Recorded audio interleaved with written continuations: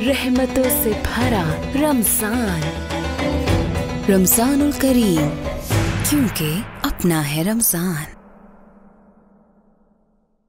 अऊज़ु बिल्लाहि मिनश शैतानिर रजीम।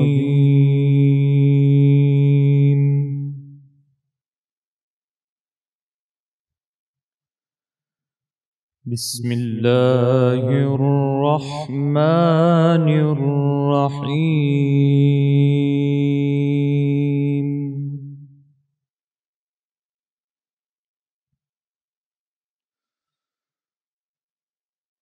वक़र्न फ़ी बुयूतिकुन्न वला तबर्रजन तबर्रुजल जाहिलिय्यतिल ऊला।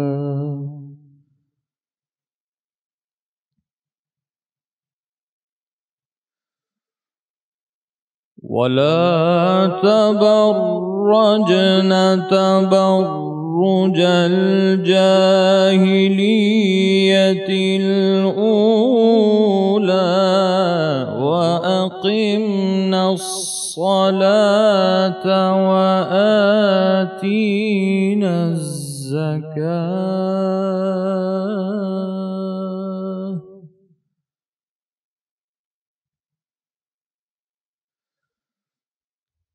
وأقمنا الصلاة وآتينا الزكاة وأطعنا الله ورسوله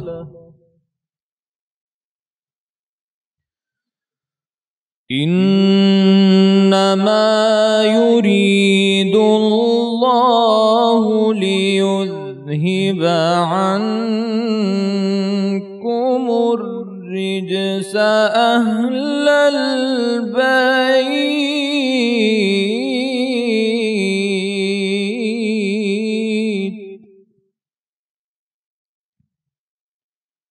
ويطهركم تطهيرا.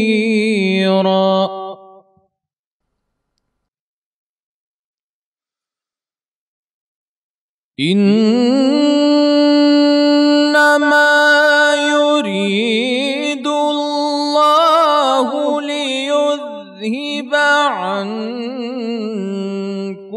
الرجس أهل البيت ويطهركم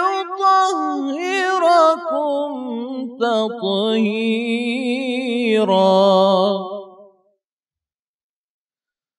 واذكرن ما يتلى في بيوتكن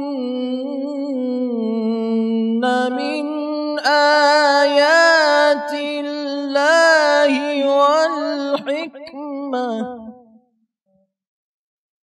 واذكرن ما يتلى في بيوتكن من آيات الله والحكمة إن الله كان لطيفا خبيرا.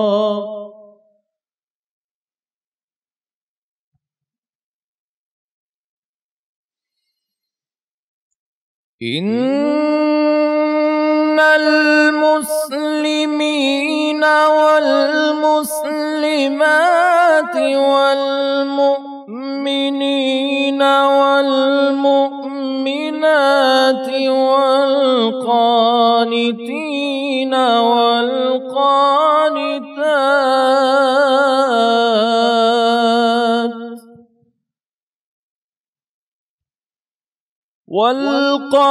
والقانتين والقانتات والصادقين والصادقات والصابرين والصابرات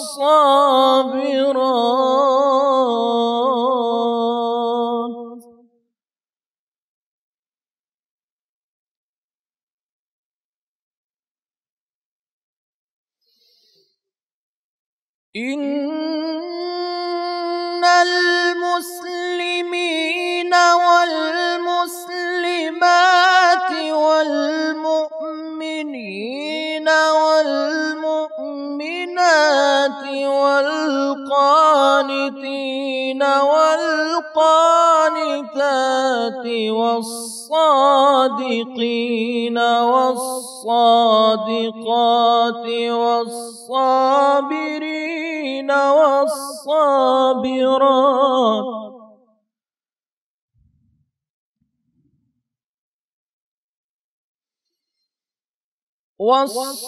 वस्साबिरीन वस्साबिरात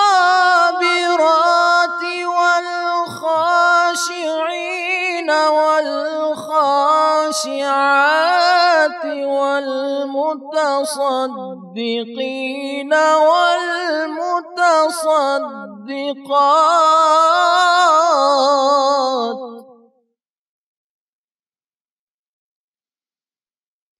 والمتصدقين والمتصدقات والصائمين والصائمات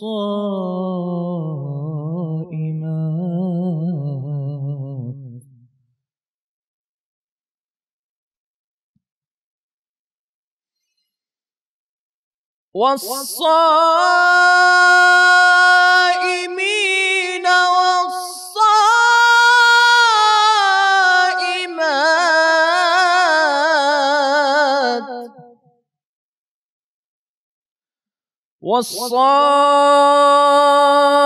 والصائمات والحافظين فروجهم والحافظات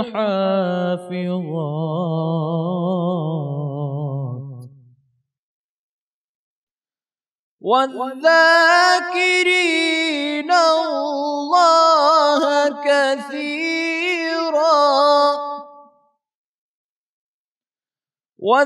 والذاكرات أعد الله لهم مغفرة وأجرا عظيما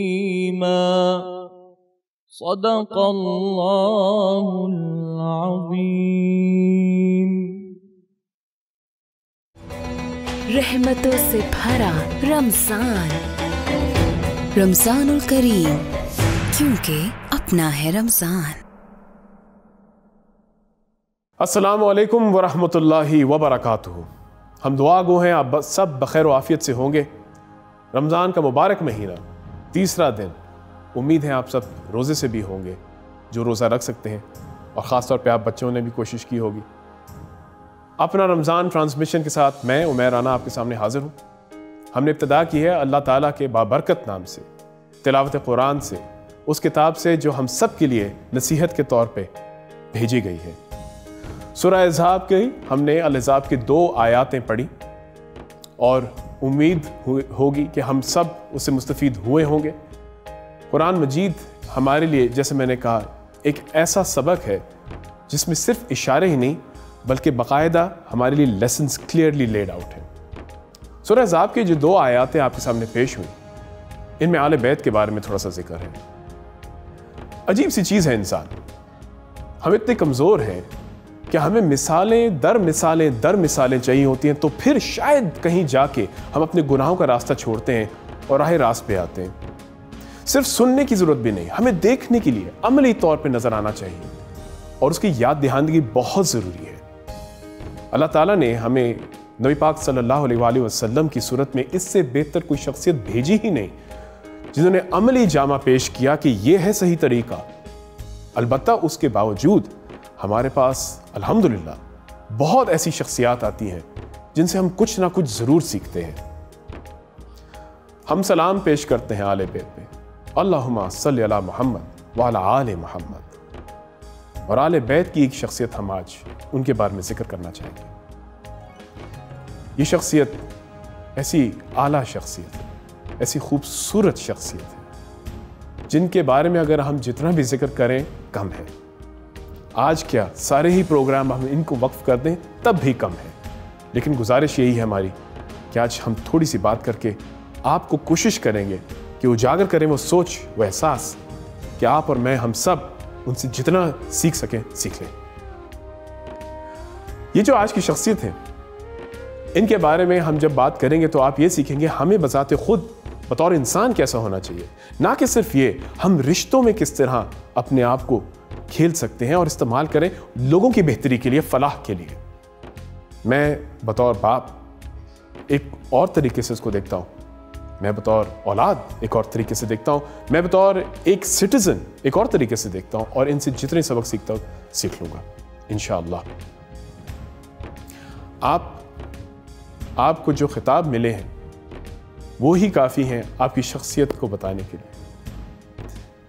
तारुफ मैं इस तरह कराऊंगा कि आप इतनी खुशकिस्मत हैं कि आपके ख़ानदान में आपके वालिद को सरदार बनाया गया है रसूलों का, आपके शौहर को सरदार बनाया गया है औलिया का, आपके 2 बेटे 2 शहजादे उनको सरदार बनाया गया है जवानों का, और आपको सरदार बनाया गया है औरतों का। आज जिक्र करेंगे हम फातिमा ज़हरा आपके बारे में। आपकी शख्सियत इतनी आला है कि आप नबी करीम सल्लल्लाहु अलैहि वसल्लम किसी भी सफ़र पे जाने से पहले सबसे आखिर में आपसे बात करते थे। आप जब कमरे में दाखिल होती थी, नबी करीम सल्लल्लाहु अलैहि वसल्लम किसी के साथ भी किसी भी महफिल में बैठे हो तो खड़े होके आपका इस्तकबाल करते थे। और इंशाअल्लाह ताला जिस तरह ये प्रोग्राम आगे बढ़ेगा, आप देखिएगा हम इनकी और कितनी सीरत आपके साथ शेयर करेंगे, कितने सबक हम इंशाअल्लाह सीखेंगे। आप आइएगा ब्रेक के बाद, आपके बारे में हम मज़ीद गुफ्तगू करेंगे फातिमा ज़हरा के बारे में, और इंशाअल्लाह ताला हमारे साथ उलमा होंगे, दानिशमंद होंगे और दीगर चीज़ें होंगी इस ब्रेक के बाद। रहमतों से भरा रमजान, रमजानुल करीम, क्योंकि अपना है रमजान। ख़वातीन हज़रात, मेरे दोस्तों, मेरे भाइयों, मेरी बहनों, बच्चों, एक मंजर ज़रा तसव्वुर करें आप। आमतौर पे अल्हम्दुलिल्लाह अब हालात कुछ बेहतर हैं, लेकिन पाकिस्तान ने इतने मुश्किल हालात भी देखे हैं कि इधर आए गए रोज़ाना कहीं ना कहीं बाज़ार में बम फटते थे, और ऐसी हालत में इंसान की फितरत है कि वहाँ से फ़ौरन फारिग हो जाए, भागे, निकले वहाँ से, अपनी जान बचाए। अब एक मंजर ज़रा सोचें कि एक जंग हो रही है जिसमें सिपा सलार एक दूसरे के साथ चढ़ रहे हैं, लड़ रहे हैं, मार रहे हैं एक दूसरे को, और उस भीड़ के बीच में एक औरत भाग रही है और वो एक भारी सी एक चीज़ लेके जा रही है जिसमें से पानी पिला रही है। जी हाँ, हर एक को पानी पिला के तीमारदारी करके वापस आ रही है, अपनी जान पे खेल रही है। जंग ओहद में बीबी फातिमा ज़हरा ने बिल्कुल यही किया था, और बाद में सबकी तीमारदारी की, और ना कि सिर्फ वहाँ जिम्मेदारी ख़त्म हुई, कहा जाता है शोहदा की कब्र पे बार बार जाके दुआएं करती थी। ये कैसी शख्सियत है, ये कौन है जिसका किरदार इतना बुलंद है और इतनी सख्त, इतनी स्ट्रॉन्ग है बतौर कैरेक्टर कि हमें सीखना चाहिए। आज हमारे साथ मौजूद हैं, मुझे बड़ी खुशी हो रही है एक पैनल अपनी इंट्रोड्यूस करने के लिए। सबसे पहले तो हमारे साथ हैं जी आलम आगा नादिर रिजवी साहब। अस्सलाम वालेकुम रहमतुल्लाहि व बरकातहू। आप माशाल्लाह बहुत नॉलेज रखते हैं, ख़ास तौर पे इस शख्सियत के ऊपर।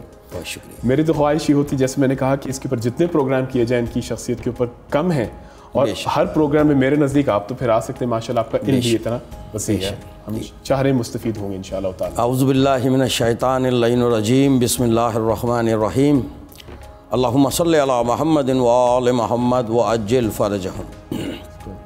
जनाब मोहतरम, आपने जिस शख्सियत की तरफ इशारा किया है, जनाब फातिमा ज़हरा सलामुल्लाह अलैहा की ज़ात, यहाँ मैं अपने नौजवानों को, खुसूसन अपनी बच्चियों को ये समझाने के लिए कि देखिए, औरत के अल्लाह ने जो है सबसे बड़ा मुकाम जो रखा है, एक बेटी का रखा है, एक ज़ौजा का रखा है और एक माँ का रखा है।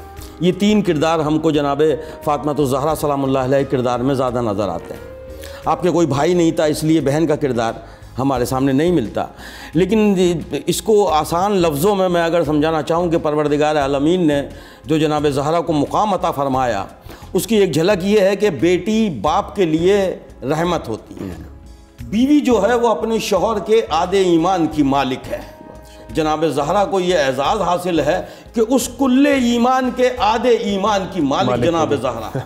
माशाअल्लाह। जनाब हसनैन करीमैन के लिए, जनाब इमाम हुसैन अलैहिस्सलाम और इमाम हसन अलैहिस्सलाम के लिए नबी मुकर्रम ने कहा ये जन्नत के शहजादे हैं, ये जन्नत के मालिक हैं।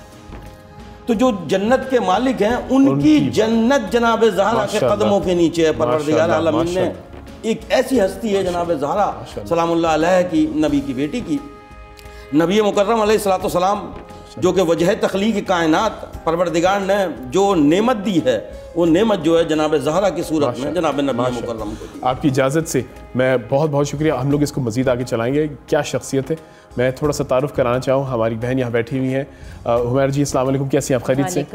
आपके आने का बहुत बहुत शुक्रिया। मुझे पता है इन हालात के तहत भी यहाँ घर से निकलना और यहाँ आना लोगों के लिए, आपके लिए बहुत बड़ी बात है। बहुत शुक्रिया, हम सब की तरफ से शुक्रगुजार हैं। आप हर्बलिस्ट हैं, आप सेहत के लिए तिब्बी हवाले से हमें जितने भी आज मशवरे दे सकती हैं बेहतर है। मैं थोड़ी सी याद दहानी करा दूँ सबके लिए कि हम लोग चाह रहे हैं कि पहले अशरे के चंद पहले रमज़ान में ख़ास तौर पर तिब्बी हवाले से हम जितनी गुफ्तगू की जाए कम है, क्योंकि हालात इस तरह के हैं और हमें घर में रह के जो हमारी रसाई जहाँ तक है उसके हिसाब से जितने ज़्यादा हम मुस्तफ़ीद हो सकें वो बेहतर है। लिहाजा हमने आपको सहमति दी। आपके आने का बहुत बहुत शुक्रिया। हमने इब्तदा तो कर दी तिलावत कुरान से, हम चाहेंगे एक कलाम सुने। हमारे साथ आज कलाम पेश करने लगी हैं निमरा, हमारी बहन निमरा सलीम। आइए इनका कलाम सुनते हैं, उसके बाद फिर वापस आते हैं और गुफ्तगू जारी रखते हैं। बिस्मिल्लाह।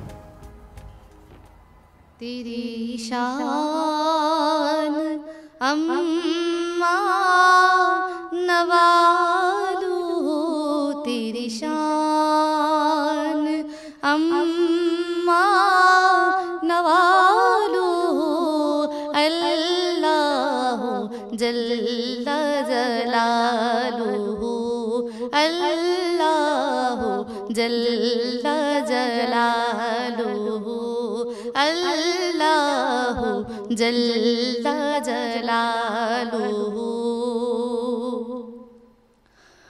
तेरे नाम पर मेरे खुदा मेरा दिल फिदा, मेरी जान फिदा, मेरी रूह की है यही ग़िज़ा, तेरा नाम लब पे रहे सदा, तेरा नाम लब पे रहे सदा, हो तेरी रज़ा मेरी आरज़ू, हो तेरी रज़ा मेरी आरज़ू, अल्लाह जल्ला जलालुहु, अल्लाह जल्ला जलालुहु। जो हिसाब रोज़े हिसाब हो, मेरे दाएं हाथ किताब हो, मेरे लब पे नाते जनाब हो, न सवाल हो न जवाब हो, न सवाल हो न जवाब हो, मैं रहूं हुजूर के रूबरू, मैं रहूं हुजूर के रूबरू, अल्लाह जल्ला जलालुहु, अल्लाह जल्ला जलालुहु। मैं गुनाहगार हूँ ए खुदा, कोई नेक काम ना कर सका, कि न हो सका तेरा हक अदा, तेरा बदलो फज़ल है बेबहा, तेरा फजल है बेबहा, सरे हश्र रह जाए आबरू, सरे हश्र रह जाए आबरू। अल्लाह जल्ला जलालुहु, अल्लाह जल्ला जलालुहु, अल्लाह जल्ला जलालुहु। माशाल्लाह माशाल्लाह, जज़ाकल्लाह, बहुत बहुत शुक्रिया आपका निम्रा। हम जिस तरह गुफ्तगू कर रहे थे और अल्लामा साहब आपने माशाल्लाह सही तरीके से सही रुख पे हमें शुरू कर दिया।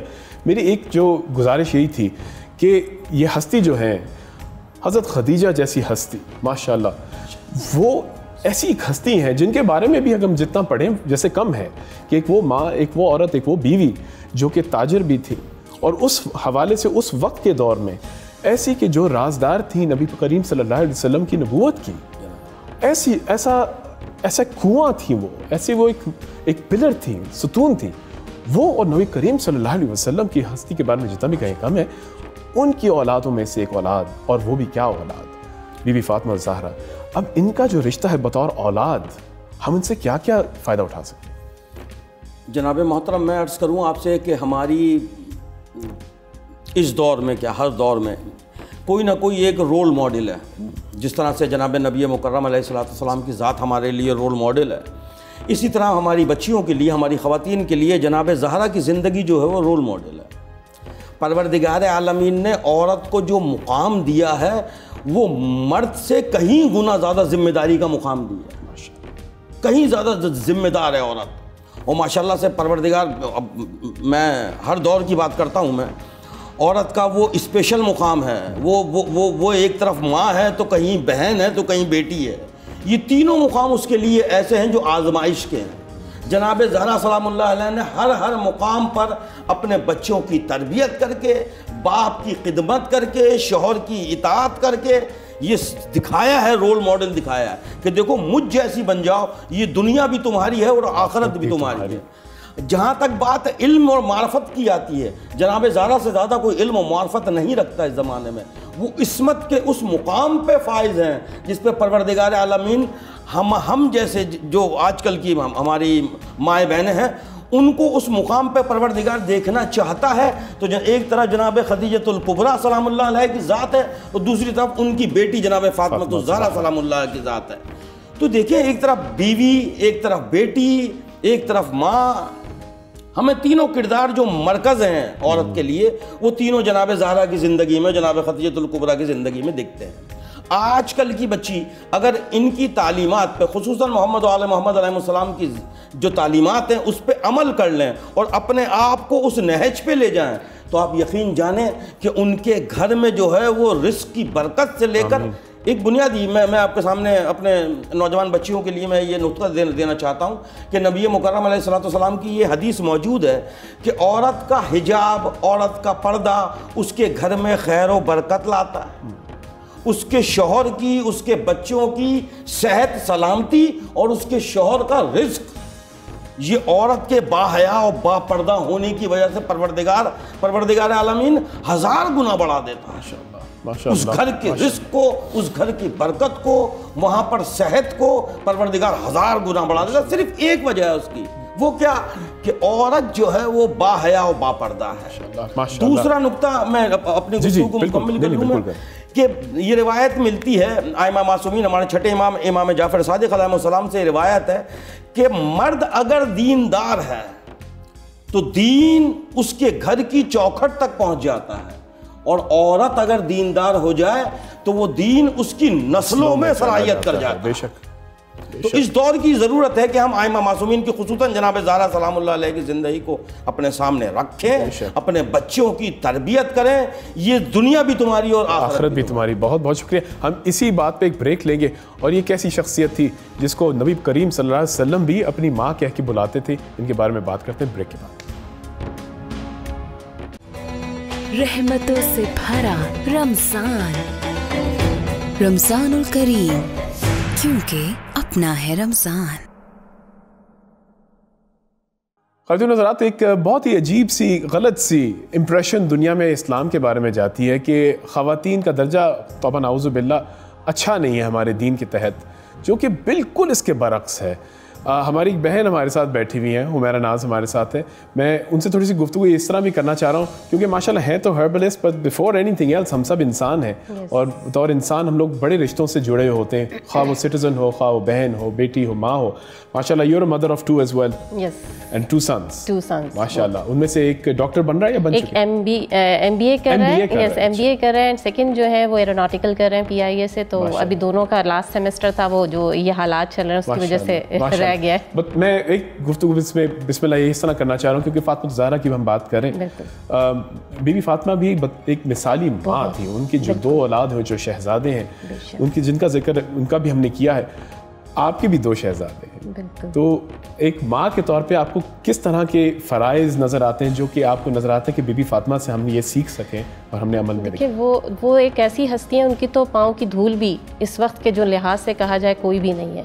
तो लेकिन हमें जैसे मौलाना साहब ने कहा, रोल मॉडल हमें ज़रूर रखना चाहिए। आजकल हम जिन चीज़ों की तरफ दौड़ रहे हैं ना, ये चीज़ें जो है यहीं रह जानी है। जो हमारे इस्लामी इक़दार है, हमें उसी लिहाज से चलना है। और औरत का मुकाम तो वाकई बहुत आला है हमारे इस्लाम में। और मैं नहीं समझती हूँ, क्योंकि अगर देखें एज अ बहसियत में एक माँ, मैं सबसे पहले सोचती हूँ कि मेरे बच्चों के लिए, क्योंकि अब मेरी लाइफ तो थी ख़त्म, ठीक है ना, अब अपने बच्चों के लिए हमने करना। और ये बच्चों को अगर हम आगे उन तक पहुँचाएंगे तो वो हमारी भी रिस्पेक्ट करेंगे। नस्लें जैसे अभी कहा मौलाना साहब ने, तो हम वही नस्ल तैयार कर रहे हैं अपने बच्चों से लेकर रिलेट करके। हम उन्हें अच्छी तालीम देंगे, तालीम के साथ साथ मैं कहती हूँ कि उनको शऊर भी हमने ही देना है, शऊर और तरबियत हमने देनी है। जब तक हम तरबियत और शऊर तालीम के साथ नहीं देंगे तो ये दुनियावी तालीम बिल्कुल बेमायने है।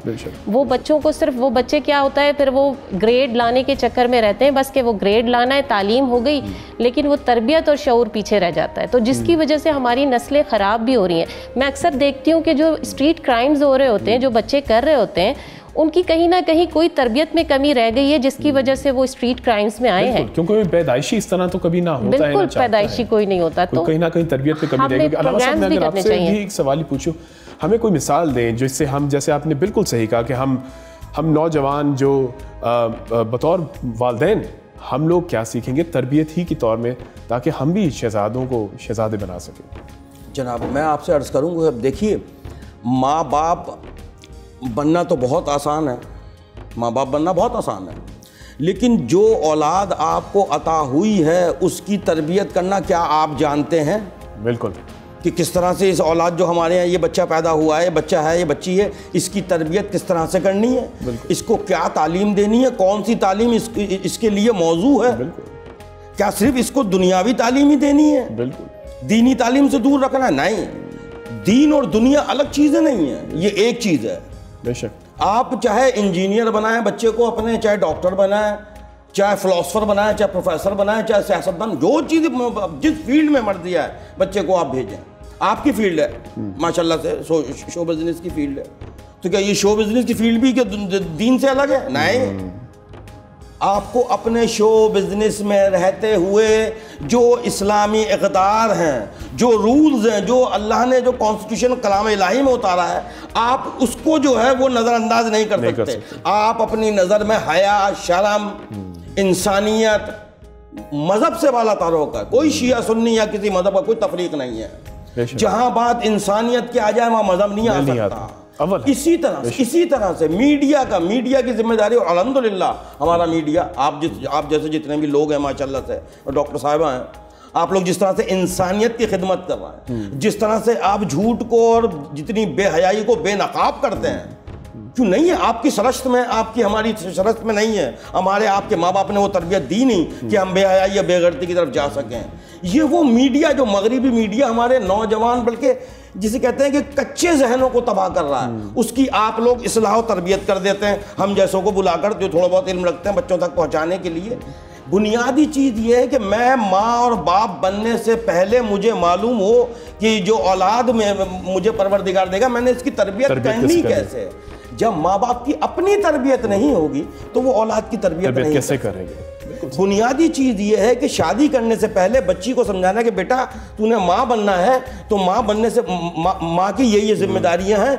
आपकी माँ आपको समझाती रही, ये बुजुर्गों के इक़दार थे। बिल्कुल बिल्कुल। आपके वालिद साहब आपको समझाते रहे, बेटा आप बाप बनने जा रहे हो, अब इस जिम्मेदारी को, शादी की जिम्मेदारी को उठाने जा रहे हो, तुम्हारे ऊपर यही जिम्मेदारियां आ जाएंगी, क्या इनको आप अफोर्ड कर सकते हैं? क्या आप इन जिम्मेदारियों से बड़ी जिम्मा हो सकते हैं? आपकी वहीं से तरबियत शुरू हुई। जितनी जमाल हुसैन तरीके से तरबियत की, बल्कि मिसाल तो ये भी आती है कि उनकी तरबियत में भी कोई ऐसी कमी रही नहीं कि लगा जा के बच्ची होते हुए उनसे जितना आप सीख सकते थे उस उम्र में भी जनाब आप सीखते थे। अब मैं अलामा साहब एक और सवाल मैंने आपसे पूछना है। एक लफ्ज़ है जो कि उनके लिए इस्तेमाल किया गया, जो नबी करीम सल्लल्लाहु अलैहि वसल्लम ने उनको उनके हवाले से डिस्क्राइब करते हुए उनको कहा बज़ात। ये जो लफ्ज़ है, ये मायने इसके क्या है? बज़ात मिन्नी। जब नबी मुकर्रम ने जनाब ज़हरा के लिए कहा कि फातिमा बज़अतु मिन्नी, फातिमा मेरा जुज़, मेरे जिस्म का हिस्सा है, टुकड़ा है मेरा फातिमा तो ज़हरा। बेटी का मुकाम, बेटी का मुकाम, माँ का मुकाम, ज़ौजा का मुकाम परवरदिगार ने कायनात का सबसे पहले और मोहतरम रिश्ता मियाँ बीवी का बनाया था, माँ बाप का नहीं बनाया था। जनाब आदम और हव्वा मियाँ बीवी थे, मोहतरम रिश्ता बनाया औरत का, बीवी का रिश्ता। इससे ज्यादा मोहतरम रिश्ता माँ का रिश्ता, माँ का मुकाम अपनी जगह पे। परवरदिगार ने पहला रिश्ता जो खल्क किया है वो मियाँ बीवी का किया। क्यों? कि औरत का मुकाम किसी दौर में भी कम नहीं हो सकता, मर्द से किसी तरह से औरत कम नहीं है। सिर्फ एक दर्जा परवरदिगार ने ऊपर रखा कि मर्द को हाकिम बनाया है, क्योंकि वो गार्जियन है। बिल्कुल, उसको उस लेवल पे कि वो जाहिर सी बात है औरत की तमाम जिम्मेदारियां जो है वो मर्द के जिम्मे है, इसलिए एक दर्जा क्योंकि हाकिम है, मर्द को जो है वो उसकी। लेकिन अगर यही जिस तरह आपने कहा कि मेरा हिस्सा है, अगर नबी करीम सल्लल्लाहु अलैहि वसल्लम ये कह रहे हैं मेरा जुज़ है, मेरा हिस्सा है, यानी कि जो तकलीफ उसे होती है वही तकलीफ मुझे होती है। यही हम एक ब्रेक लेते हैं ये सोच के कि सुभान अल्लाह, आप किस तरह की हस्ती थे कि आपको नबी करीम सल्लल्लाहु अलैहि वसल्लम कहने कि तुम मेरा हिस्सा हो। और आप जो वालिदैन हैं, मेरे ख्याल से वो रूहानी तौर पे इससे रिलेट करेंगे, क्योंकि ऐसे मंजर में मेरी अपनी बेटी मेरे सामने आती है, उससे तकलीफ़ होगी तो मुझे तकलीफ़ होगी। ब्रेक लेते हैं, वापस आते हैं, मज़ीद गुफ्तगू करते हैं। रहमतों से भरा रमज़ानुल करीम, क्योंकि अपना है रमज़ान। जी, जहन और रूह के अलावा जिस्म की नशर नुमा ख़ास तौर पे इस महीने में बहुत अहम है, इसलिए हमारे पास हमारे दोस्त हमेशा यहाँ होते हैं। असद भाई, शेफ़ असद, कैसे हैं आप? खैरियत से? बिल्कुल ठीक। शेफ़ असद माशाल्लाह, जैसे हमने कल कहा था कि he is got a very interesting twist today, तड़का लगाने लगे आज। बिल्कुल, और वो भी एक अर्बन तड़का, उसके बारे में तो हम बाद में फिर याद दहानी करते हैं, लेकिन आज हमने करना है चिकन ब्रेड बनानी है। बिल्कुल, तो आप चिकन ब्रेड से बिस्मिल्लाह करेंगे। First chicken bread and second जो हमारी रेसिपी है वो है दही बड़े तो बनाते ही हैं, लेकिन आज के जो दही बड़े हैं उसमें थोड़ा सा चेंज ये है कि वो तड़के वाले दही बड़े। बिल्कुल, हम यहाँ डांस शुरू कर देते हैं, आप बेशक करीब आना चाहें। बस मैंने ऑलमोस्ट चीज़ें डन करके रखी हैं, बस अब हम उसको मिक्सिंग शुरू करते हैं। अच्छा, सबसे पहले जो है चिकन ब्रेड के लिए जो हमने चिकन का मिक्सचर बनाना है उसकी तरफ आ जाते हैं। और सबसे पहले हमने चिकन को बॉईल करके श्रेड कर लिया है। ओके, ठीक है, बॉईल करके श्रेड कर लिया।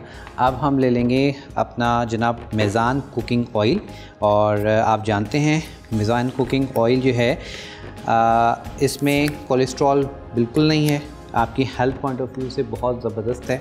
और उसके साथ इसमें जो ओमेगा 3 और 6 मौजूद है, उसके साथ साथ इसमें जनाब विटामिन A, D और E भी मौजूद है। तो इसलिए एक हेल्दी आप कह लें कि ऑयल है। इसको आप ये विटामिन A, D, E के क्या फ़ायदे हैं हम अभी पूछेंगे हुमैरा जी से। अच्छा, चिकन कितना है? चिकन जो है वो मैं यूज़ कर रहा हूँ तकरीबन ½ kg। और इसे तकरीबन कितने बन जाएगा? चिकन ब्रेड जो है ये तकरीबन आप समझ लीजिए कि अगर आप इस तरह के हैं, अगर हम इंचेस के पॉइंट ऑफ व्यू से मैं बताता हूँ तो वो तकरीबन आप 8 इंच वाली 3 to 4 बन जाएंगे। ओह नाइस, ठीक है। तो पहले हम इसकी मैं बताता हूँ मैरिनेशन और जो हम मिक्सिंग करेंगे, उसके बाद फिर इसकी जो डो बना के रखी है वो हम उसकी जान। तो यहाँ पे हमने ऑयल ले लिया है, ठीक है जी, मेज़ान कुकिंग ऑयल तकरीबन 4 to 5 टेबल स्पून। हमेशा याद रखें जब भी किसी चीज़ में आपने फिलिंग करनी होती है तो उसमें ऑयल की क्वांटिटी बहुत कम रखी जाती है। चाहे वो समोसे हों या रोल हों, जो भी।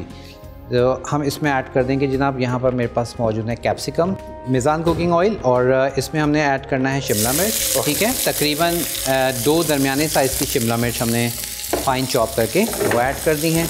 उसके बाद इसमें सीजनिंग जो हम यूज़ करेंगे, salt according your flavour, like ideally अगर मैं आपको बताऊं तो 1 टीस्पून इट्स इनफ। ठीक है, ये 1 टीस्पून हमने इनफ सॉल्ट हमने ऐड कर दिया। हाँ, मैं वही देखने लगा था, ये ज़बरदस्ती चला गया। और उसके साथ हम यूज़ करें इसमें चाट मसाला, तकरीबन 1 टेबल स्पून। इससे अगर हम कम कर दें तो कोई मसला तो नहीं? आप अगर जायका बिल्कुल, और अगर ओमिट करना चाहें, लाइक अगर आप सिर्फ ब्लैक पेपर और वाइट पेपर के साथ बनाना चाह रहे हैं, वो भी तो आप बना सकते हैं। बिल्कुल, तो आप इसमें, अब मैं इसमें यूज़ कर रहा हूँ ब्लैक पेपर, तकरीबन 1 टीस्पून, और थोड़ी सी मैं इसमें डाल रहा हूँ कुटी हुई लाल मिर्च। ठीक है, और ये भी हम इसलिए लाइक थोड़ा सा मैं इसको स्पाइसी पे लेके जा रहा हूँ, अदरवाइज़ आप सिर्फ नमक और काली मिर्च के साथ भी बना सकते हैं। तो ये हमने 1 टीस्पून ऐड कर दी कुटी हुई लाल मिर्च। अच्छा, आपने जब शुरू में कहा था तेल ज़्यादा नहीं डालना चाहिए जब फिलिंग्स हो रही है, जी, अगर हम ज़्यादा डाल दें तो क्या हो जाता है? उसमें क्या होता है कि जब आप किसी भी चीज़ लाइक पेटीज़ है या जैसे हम चिकन ब्रेड बना रहे हैं, अगर ऑयल ज़्यादा होगा तो जब आप उसको फिलिंग करके बेक करेंगे तो वो अंदर सारा फिर वो ऑयल जो है वो सेपरेट हो जाता है, और आपकी जो भी ब्रेड है या पेटे वो सॉगी हो जाता है। ठीक है, तो इतना तेल होना चाहिए कि फिलिंग जो है वो उसको एब्जॉर्ब करे, वो बिल्कुल उसमें आपकी चीज़ डन हो जाए, बस इतनी आपने रखनी है। आप और खुदा न खास्ता एक्सेस हो जाए तो क्या हम उसको गिरा सकते हैं? हाँ, फिर उसको आप निकाल लीजिए।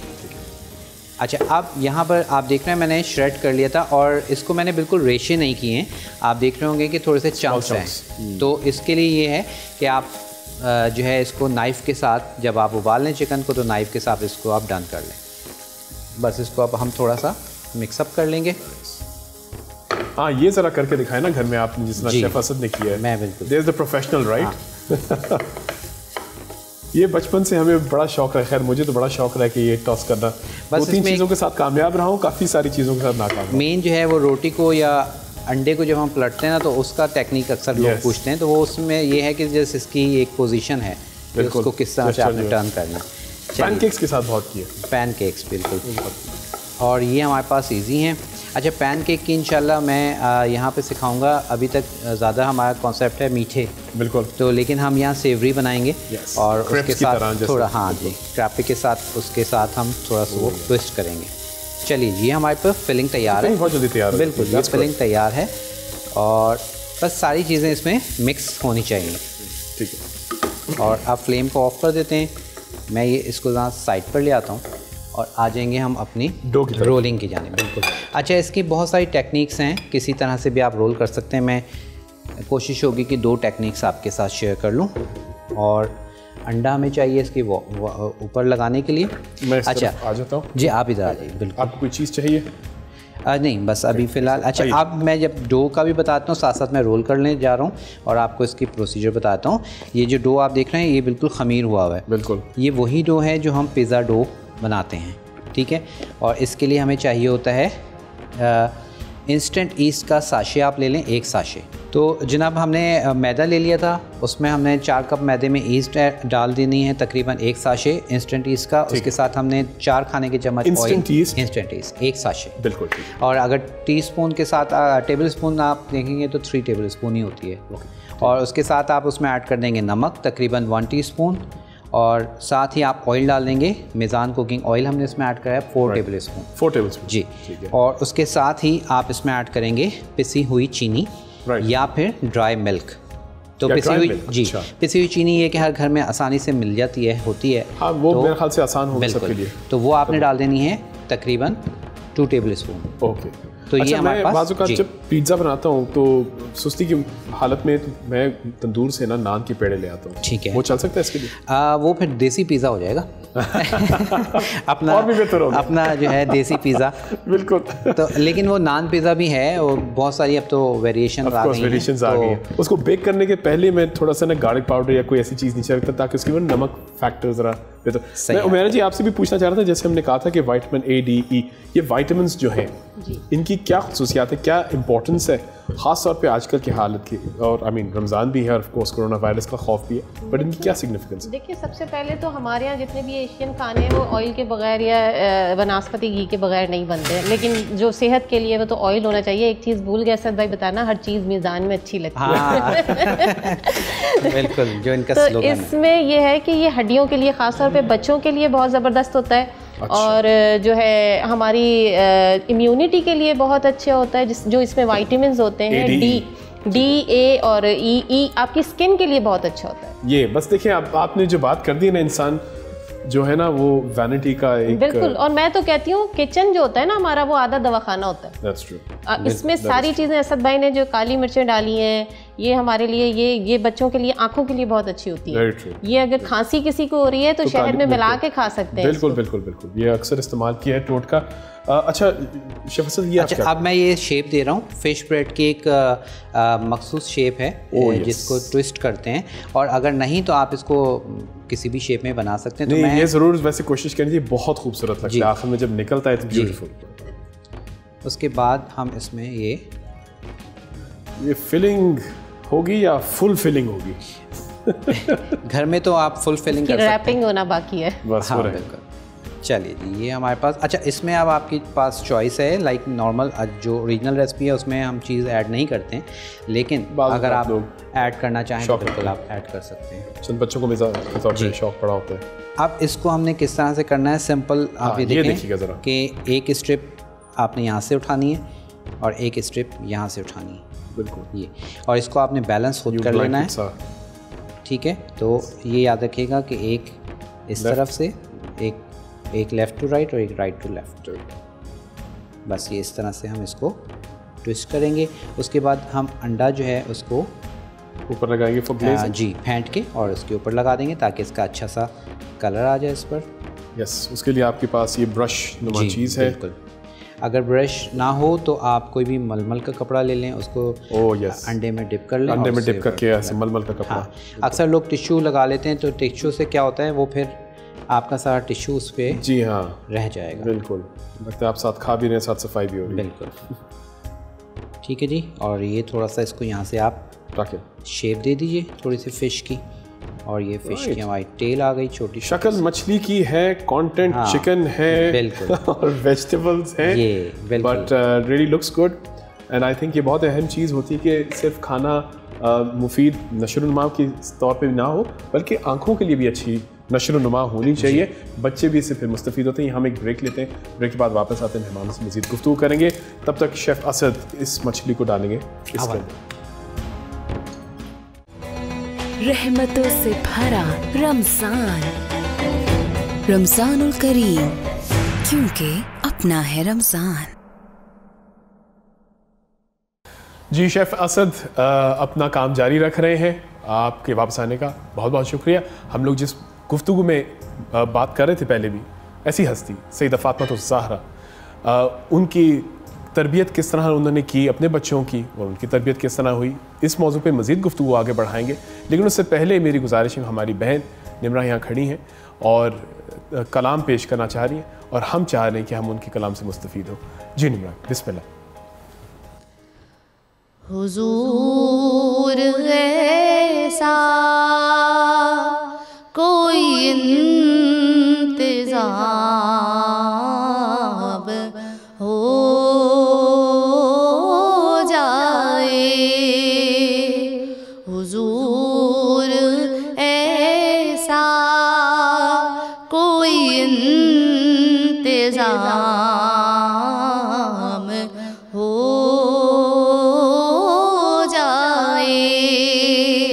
सलाम के लिए हाज़िर ग़ुलाम हो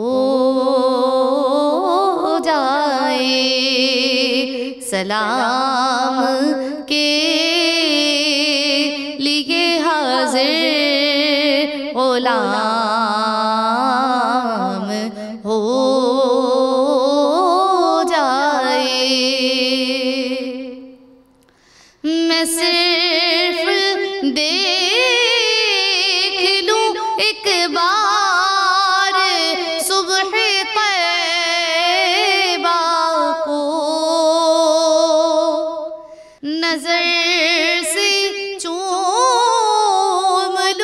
एक बार बढ़ के काबे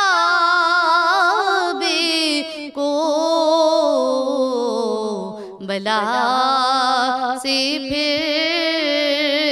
मेरी दुनिया में शाम हो जाए, बला से फिर मेरी दुनिया में शाम हो जाए। सलाम के लिए हाजिर गुलाम हो जाए, और मदीने जाऊं फिर आऊं दोबारा फिर जाऊं, मदीने जाऊं फिर आऊं दोबारा फिर जाऊं, तमाम उम्र इसी में तमाम हो जाए, तमाम उम्र इसी में तमाम हो जाए। सलाम के लिए हाजिर गुलाम हो जाए, और मज़ा तो जब है फरिश्ते ये कब्र में कह दे, मज़ा तो जब है फरिश्ते ये कब्र में कह दे, सबीह मिदहत खैरुल अनाम हो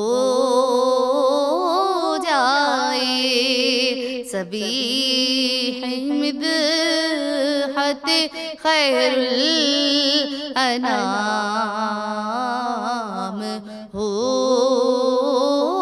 जाए। हुजूर ऐसा कोई इंतजाम हो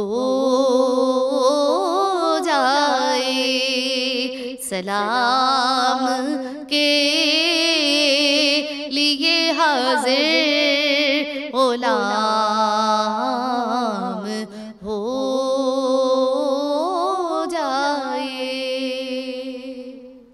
माशाल्लाह, सुभान अल्लाह, अल्लाह अकबर। आपका बहुत बहुत शुक्रिया इमरान। आपकी आवाज़ से अल्हम्दुलिल्लाह ये अल्फाज जो हैं ज़रूर इंशाअल्लाह ताला हम सब तक पहुँचेंगे, हमारे सारे बहन भाई जो वहाँ बैठे हैं। आपका बहुत शुक्रिया।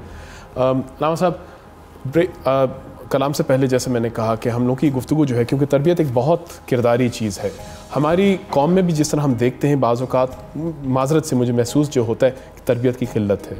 तो बीबी फ़ातिमा तो ज़हरा जो थी, बुनियादी तरबियत क्या रखती थी अपनी औलाद के लिए?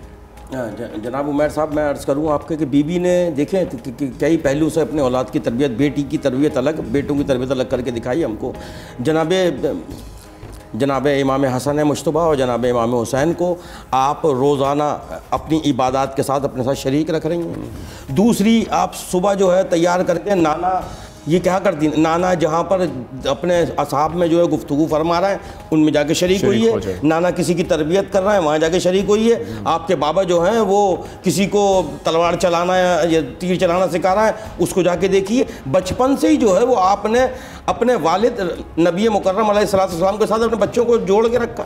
अपने शौहर के साथ जोड़ के रखा, और अपने साथ घरेलू जो जितने काम थे छोटे बच्चे जो कर सकते हैं उनमें शरीक रखा। किसी पहलू पर भी आपने बच्चों को ऐसा नहीं होने दिया कि बच्चे जो हैं वो समझ लें कि किसी काम से थक के बैठ जाएं, या उनसे उनकी मेहनत से ज़्यादा अपने मेहनत ले ली जाए उनकी इस्तिताअत से ज़्यादा। एक नॉर्मल जो थिंकिंग है हर दौर के हिसाब से, जो माँ की जिम्मेदारियाँ हैं कि उसको किस वक्त तालीम दिलानी है, किस वक्त ट्यूशन है, किस वक्त तरबियत है, किस वक्त उनके साथ खेलना है। बिल्कुल बिल्कुल, सारे पहलू हमें बीबी ज़हरा की ज़िंदगी में हमारे सामने बिल्कुल बिल्कुल, क्योंकि हम अमूमन अक्सर ये होते हैं मेरा जी कि हम लोग जब बच्चों की तरबियत की तरफ बात करते हैं तो हमारा जहन पता नहीं क्यों, शायद मॉडर्न टाइम्स की वजह से ये कि सिर्फ पढ़ाओ, काम कराओ, कुछ सीख लो, हम ये खेलना कूदना वक्त गुजारना जो अल्हम्दुलिल्लाह अब अल्लाह की इस खैर वबा की वजह से ही शायद हमें ज़्यादा मौका मिल गया, ये अहम है कि नहीं? देखिए अमूमन हमारे यहाँ इस माशरे में क्या हो रहा है, बच्चा पैदा नहीं होता, बच्चे का एडमिशन स्कूल में हो जाता है। मैंने अपने बेटे को हाफिज़ कुरान बनाया, 5 साल की उम्र में उसका एडमिशन हुआ था जहाँ से मैंने उनको हाफिज़ कराया। यही एज होती है 5 से 7 साल की, जब बच्चे को आप एडमिशन कराइए। उस 5 से 7 साल का जो वो अरसा होता है वो आपकी माँ की तरबियत के लिए होता है, वही माँ तरबियत करती है। अब जब आप 2.5 साल की उम्र में बच्चे को स्कूल भेज देंगे तो वो तरबियत आपकी घर में नहीं होगी। वो स्कूल भी बच्चा थक के, मेरे ख्याल से 3 साढ़े 3 बजे जब घर आता है तो वो बिल्कुल थक चुका होता है। तो रवायत ये है कि ट्यूशंस पे ट्यूशंस के जी इम्तिहान पास कर, तो आपके पास वही है ना, ग्रेड मार्किंग रह गई है, आपने वो करना है, आपकी तरबियत कहीं दूर रह जाती है। हम इस्लामी इक़दार को हम भूलते चले जा रहे हैं। हम ये जो टाइम होता है ना बच्चों का स्टार्ट का, यही तरबियत का टाइम होता है। मेरे बेटे ने भी माशाल्लाह 10 साल की उम्र में हाफिज़ कुरान वो हो गया था। तो ये जब आप अर्ली पढ़ाते हो ना बच्चे को, जो 5 साल की उम्र से जो 10 साल का ये जो टाइम होता है उसमें बच्चे का हाफिज़ा होता है वो बहुत तेज़ होता है। और उसमें हम सोचते हैं कि बच्चे पे जुल्म कर रहे हैं वो, कि 5 छोटा बच्चा है हम हाफिज़ कुरान बना रहे हैं, लेकिन ये होता है उसमें आपने देखे मैंने दुनियावी तालीम भी दिला दी और दीनी भी दिला दी। अब क्या है, अब वो जब आगे जनरेशन में जाएगा तो जो तालीम मैंने अपने बच्चों को दी है वो आगे अपने बच्चों में ट्रांसफ़र करेगा। तो यही माँ की तालीम होती है कि बच्चों को आपने तालीम भी देनी है, तरबियत भी देनी है। तरबियत बहुत ज़रूरी है। आज मैं देखती हूँ कोई बच्चा बड़ों से बदतमीज़ी से बात कर रहा होता है तो घर में बच्चों को टोका नहीं जाता। आप देखें जब वो, अगर आप किसी और से भी वो बदतमीज़ी कर रहा है तो कल को वो माँ के साथ भी कर सकता है। आपने उसको टोकना है कि आप, ये आपके बड़े हैं, आप बड़ों की तमीज़ सीखिए। वो तमीज़ जो होगी वो आगे फिर वो उसको पता चल जाएगा कि ये चीज़ गलत है, मेरी माँ ने मुझे टोका था, और आज वो उसी तरबियत को वो आगे लेके चलेगा। बिल्कुल सही कहा आपने। क्या खूब तरबियत है, क्या खूब तरबियत उन 2 बच्चों की, उन 2 हस्तियों की, कि जब वो उनके सामने कोई बड़े, कोई बुजुर्ग वज़ू सही तरह नहीं करते, उन्हें भी इस अदब का अंदाज़ा था कि किस अदब से उन्होंने आगों को सिखाना है और क्या सीखा है कि आज तक हम उनकी मिसाल देते हैं। यहाँ ब्रेक लेते हैं और ब्रेक के बाद चाह रहा हूँ मैं इसमें कि बीबी ने जिस वक्त अपने बच्चों को इन तमाम कामों के लिए रवाना किया है, बच्चे जब आए हैं तो बच्चों से फीडबैक भी ले रही हैं। बिल्कुल, नाना ने आज क्या कहा था, कौन सी आयत के बारे में जो है वो तिलावत फरमाई, कौन सी आयत का तर्जुमा तफसीर बताया, बाबा से क्या सीखा, फीडबैक ले रही हैं। गए थे आपने क्या देखा, आपने बाबा से क्या सीखा, नाना से क्या सीखा, फीडबैक ले रही है। सुभान अल्लाह। और इस फीडबैक का ये मैं यकीन से कह सकता हूँ, ये ऐसी हस्ती है ना कि सिर्फ ये देखना कि क्या सीखा, बल्कि उनसे भी सीखना। एक ब्रेक लेते हैं और ब्रेक के बाद वापस आके मजीद गुफ्तगू करते हैं।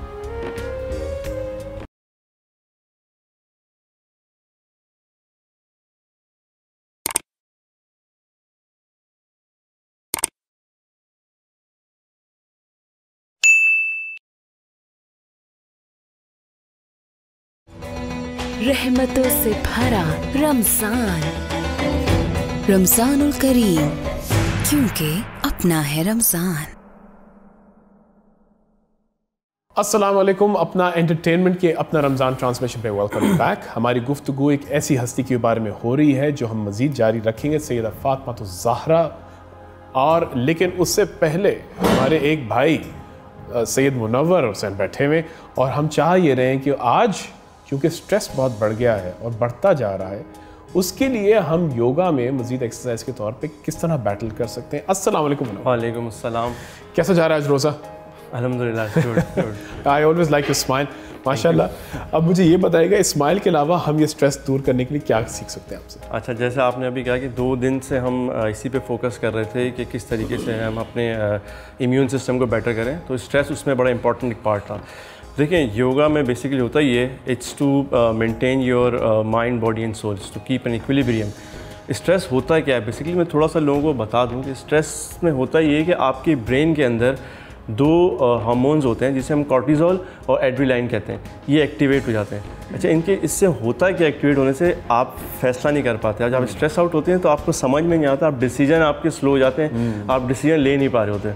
ठीक है, अच्छा अब दो तरह के स्ट्रेस होते हैं, सोचने की और डिसीजन लेने की जो ताकत है वो कमज़ोर होती है, फिर मस्कुलर भी आ जाती है। जी, अच्छा अब दो तरीके के स्ट्रेस होते हैं, एक होता है आपका एक्यूट, दूसरा होता है आपका क्रॉनिक। अच्छा, एक्यूट जो होता है वो शॉर्ट टर्म होता है। लेट्स सपोज जैसे आप ऑफिस में आपने पहुंचना है या आपका इंटरव्यू है, ठीक है, आपको एक स्ट्रेस हो, मोमेंटरी स्ट्रेस। जी, एग्जाम से पहले अक्सर लोगों को, बच्चों को हो रहा होता है, ठीक है, नॉर्मल होता है कि जी आप ट्रैफिक में फंस गए, आपको स्ट्रेस हो गया, ये शॉर्ट टर्म होता है। इसमें आपकी क्या होगी जी, आपकी थोड़ी ब्रीथ ऊपर नीचे हो जाएगी, हो सकता है आपको थोड़ा सा शोल्डर्स में पेन हो या नेक पे पेन हो, ठीक है आपको। लेकिन अगर ये लॉन्ग टर्म चला जाता है, जैसे अगर आपके फैमिलीज़ के अंदर इश्यूज़ हैं या ठीक है आप जिस तरह आजकल वबा की वजह से काफ़ी लोग, तो उसमें होता क्या है, आपके फिर ये डेंजरस डिजीज़ की तरफ जाता है, लाइक आपका हाई ब्लड प्रेशर, आपका डायबिटिक, ठीक है, दूसरा आपके सारे ऑर्गन्स पे फिर इफेक्ट करेगा, आपके हार्ट के पेशेंट बन सकते हैं, इवेंचुअली आपको अगर खुदा ना खास्ता ब्रेन हेमरेज भी हो सकता है और you know it leads towards your death.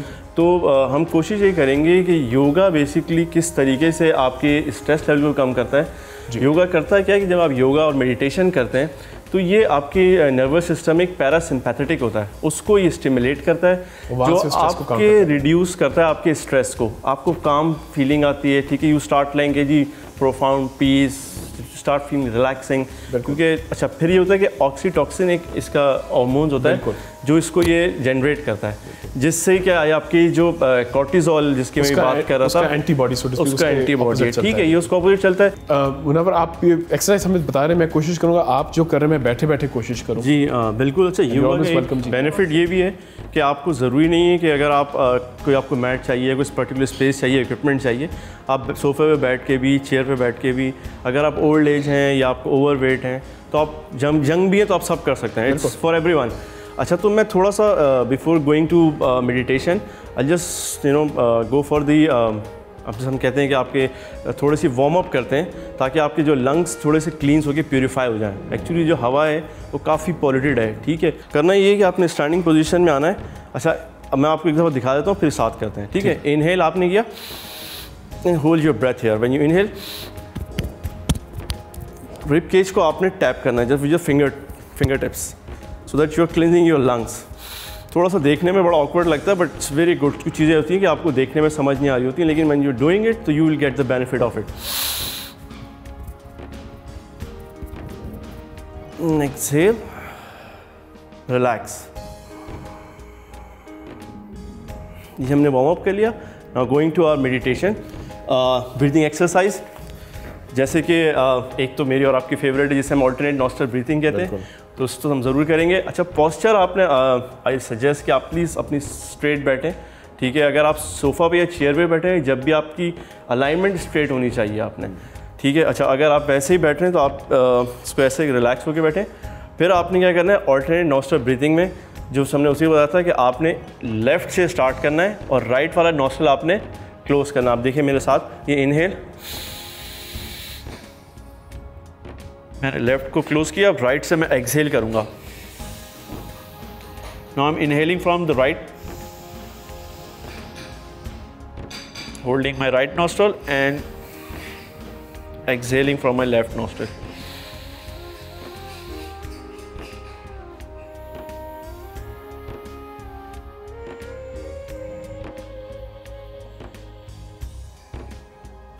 अच्छा, इसको मैं आपसे रिकमेंड करूँगा कि आप जब भी आपको स्ट्रेस फील हो, नो मैटर आप ऑफिस में हैं, यूनिवर्सिटी में, घर पे हैं, इवन आप ड्राइविंग कर रहे हैं और अगर आप ट्रैफिक में स्टक हो गए तो भी यू कैन डू इट। बहुत ईजी है, 5 से 10 मिनट पे आप कर सकते हैं। बिल्कुल, बड़ा सिंपल सी है ये। अच्छा, दूसरी हम करेंगे जिससे हम कहते हैं डीप ओशन ब्रीदिंग। उसमें आपका जो हैंड पॉस्चर है वो ऐसा होना चाहिए, ठीक है। और आपका जो थंब की टिप है ये आपके चेस्ट में जो हार्ट वाला सेंटर होता है, इसको प्रेस करके, ठीक है, इनहेल करेंगे और एक्सहेल ऐसे करेंगे जैसे आपकी वेव्स बन रही हैं। Inhale and exhale. इमेजिन आपने ये करना है कि जैसे आप वेव्स की बनती हैं उस तरीके से आपने एक्सहेल करते हुए आपके सांस बाहर होनी चाहिए। Inhale, exhale, inhale through your nose, exhale. इसको भी आप कोई 3, 4, 5 मिनट तक कर सकते हैं। अच्छा, एक बेनिफिट जो योगा का ये बेसिकली करता क्या है आपको, जब when you are doing yoga और मेडिटेशन तो आपको ये जजमेंटल नहीं बनाता। अच्छा, स्ट्रेस कम करने का एक तरीका ये होता है कि यू डोंट स्टार्ट जजमेंटिंग अदर्स। आप क्या करते हैं, लेट गो, जिससे हम बड़ा एक वर्ड यूज़ करते हैं कि जी my inner peace is more important other than बाहर क्या हो रहा है। ठीक है, तो फोकस में ये होता है कि आप कहते हैं कि यार मैं अपना इनर पीस जो है वो उसको मेंटेन रखूं, ना कि मैं जी लोगों के बारे में सोचूं कि वो क्या कर रहा है, इंशाअल्लाह ताला आपके इनर पीस की वजह से दूसरों को भी इनर पीस। कोशिश मेरी यही है कि बस फ़ायदा हो जाए। और आज इतना ही। Thank you very much Munawwar. ये जो आपने ब्रीदिंग का एलिमेंट बताया, आई थिंक ये बुनियाद है हर योगा की। यस। और वाकई हर हयात चीज़ की, ज़िंदगी की ब्रीदिंग इज़ वेरी इंपॉर्टेंट। और देखिए, गहमा गहमी में हम भूल जाते हैं कि अल्लाह ताला ने जो हमें तरीक़ा दिया है सांस या सब्र या आराम का, वो इतना सिंपल है, इतना आसान है। फ़ाबिया इला रब्बिकुमा तुकज़्ज़िबान बार बार याद आता है। हम लोग बार बार जब भाग दौड़ में लगे होते हैं तो छोटे छोटे सांस ले रहे होते हैं, दैट्स इट। और आपने सिर्फ क्या करना है, खुदा की दी हुई हवा को आपने सांस पे लेना है और उसी से हमने रिलैक्स करना है। बहुत बहुत शुक्रिया मुनव्वर आपका। I am looking forward to tomorrow's as well. there's much more to this than just the stress relief इंशाअल्लाह ताला। यहाँ एक छोटी सी ब्रेक लेते हैं, वापस आएंगे और फिर मज़ीद गुफ्तगू करेंगे उस अजीम हस्ती की, और फिर देखते हैं कि असद भाई की डिशेस कहाँ तक पहुँची। रहमतों से भरा रमज़ानुल करीम, क्योंकि अपना है रमज़ान। वेलकम बैक जी। आप जैसे देख रहे हैं मैं आ गया हूँ शेफ़ असद की किचन में वापस। आपकी ये मछली नुमा मुर्गी तो तैयार हो गई, बिल्कुल तैयार है। I am keeping an I on it. लेकिन ये अब हमारी जो तड़के वाली डिश थी वो ये आ रही है। दीबली ज़रा बता दीजिएगा आपने किस तरह बना दी है हमारी। जी बिल्कुल, असल में बहुत सिंपल है। बड़ों के लिए हमने क्या किया, आप ले लेंगे 1 कप मूंग की दाल ले लें। ये बड़े जो है वो खाने वाले बड़े हैं, बड़ों की बात नहीं कर और माश की दाल 1/2 कप ले लें। ठीक है, आप में इसमें चेंज भी कर सकते हैं, लाइक माश की दाल 1 कप और मूंग की 1/2 कप भी कर सकते हैं। भिगो दीजिए। भिगोने के बाद उसको आपने पीसना है। पीसते वक्त ब्लेंडर में 2 हरी मिर्चें, ओके, उसके साथ दाल में आपने 2 से 4 अदद आप लहसुन के जवे डालेंगे, नमक ऐड करेंगे, हल्की सी पिसी हुई लाल मिर्च ऐड करेंगे और उसका बैटर तैयार करेंगे। ठीक है, ये ब्लेंडर में हो गया। ब्लेंडर में तैयार करके और इसके हमने इस तरह बड़े फ्राई कर लिए। फ्राई करने के बाद इसको दही के थोड़े से पानी में मैंने डिप कर दिया। अब यहाँ हम इसका तड़का तैयार कर रहे हैं। तड़के के लिए हमें जो चीज़ें चाहिए उसमें मेरे पास मौजूद है ये कड़ी पत्ता, ठीक है, लहसुन, कुटी हुई लाल मिर्च, ठीक है, ज़ीरा, चाट मसाला और पिसी हुई लाल मिर्च। अब ये ख़ास बात है सब में तड़का जो है बिल्कुल वो ये और इस तड़के को आपने थोड़ा सा हल्की फ्लेम पर तैयार करना है, क्योंकि लाल मिर्च भी है तो ज़्यादा तेज़ आंच होगी तो वह लाल मिर्च जो है वो ज़रा काली हो जाती है। अब ऑयल ज़रा मेरे पास गर्म था इसलिए मैंने इसको ज़रा साइड पर कर दिया है। साथ में हमने दही को अच्छे से फेंट लिया। फेंटने के बाद सिंपल दही है, इसमें कुछ भी ऐड हमने बिल्कुल, और ये घर की दही है बाय द वे। बिल्कुल, ये हमने जमा ली थी मैंने रात में और आजकल घर पे ही जमाएं तो ज़्यादा बेहतर है। बस अब इसको हम डिश में लगाएंगे, दही डाल के ऊपर से तड़का लगा देंगे। बिल्कुल बेहतरीन। और फिर बस इसी को हमने मिक्स किया है। बिल्कुल, एंड दैट्स इट। अब ये बड़े हम डालेंगे उसमें। अब बस बड़ों को हम डिश में लगाएंगे, उसके ऊपर दही डालेंगे और दही के ऊपर ये तड़का। बेहतरीन। आप तड़का लगाएं, हम आपके पास वापस आते हैं, हम गुफ्तगू का मज़ीद तड़का ज़रूर। शुक्रिया शेफ़ जी। नाज़रीन, वहाँ तो दही बड़ों का तड़का लग रहा है, यहाँ गुफ्तगू मज़ीद बढ़ रही है और मुझे बड़ी खुशी महसूस हो रही है कि I am going to introduce a very learned lady over here. खातून, हमारी बीबी, हमारी बहन आयशा। कैसी हैं आप? अस्सलाम वालेकुम रहमतुल्लाहि व बरकातहू। वालेकुम अस्सलाम व रहमतुल्लाह। आपकी तारीफ़ ये है कि आप माशाल्लाह रिसर्च इतना करती हैं। शी बिलीव्स इन रिसर्च, तहकीकात, और जो ख़ास तौर पे उनके मौजू उनके होंगे उसके अंदर तो बिल्कुल घुस जाती हैं। और not just for her self, as proof today आप हमारे साथ मौजूद हैं इन हालात में, ताकि लोगों के साथ शेयर करें, हम भी मुस्तफ़ीद हो सकें। लेकिन इनसे गुफ्तगू से पहले और अलामा से गुफ्तगू से पहले हम लोग, मैं चाहेंगे कि हमारी गुफ्तगू जब जारी है इस खूबसूरत वसीयत के बारे में, लेकिन हम उससे पहले जाएंगे कलाम एक और सुनने, हमारी एक और बहन इंतज़ार कर रही है, हम भी उनके मुंतज़िर हैं। जी। मुझ पे भी चश्म करम ए मेरे आका करना, मुझ पे भी चश्म करम ए मेरे आका करना।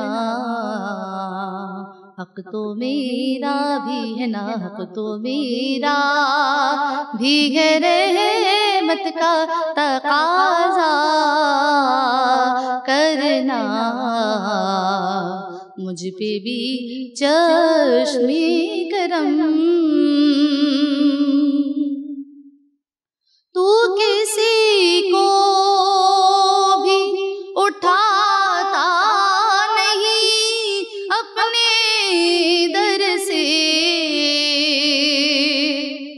आका तू किसी को भी उठाता नहीं अपने दर से, कि तेरी शान की शाया नहीं ऐसा करना, कि तेरी शान की शाया नहीं ऐसा करना। मुझ पे भी चश्मे करम, मैं एक ज़र्रा हूँ मुझे वुसअते सहरा दे दे, आका मैं एक ज़र्रा हूँ मुझे वुसअते सहरा दे दे, कि तेरे बस में क़त्रे को भी दरिया करना, कि तेरे बस में क़त्रे को भी दरिया करना। मुझ पे भी चश्मे करम, मुझ पे महशर में नसीर उनकी नजर पड़ ही गई,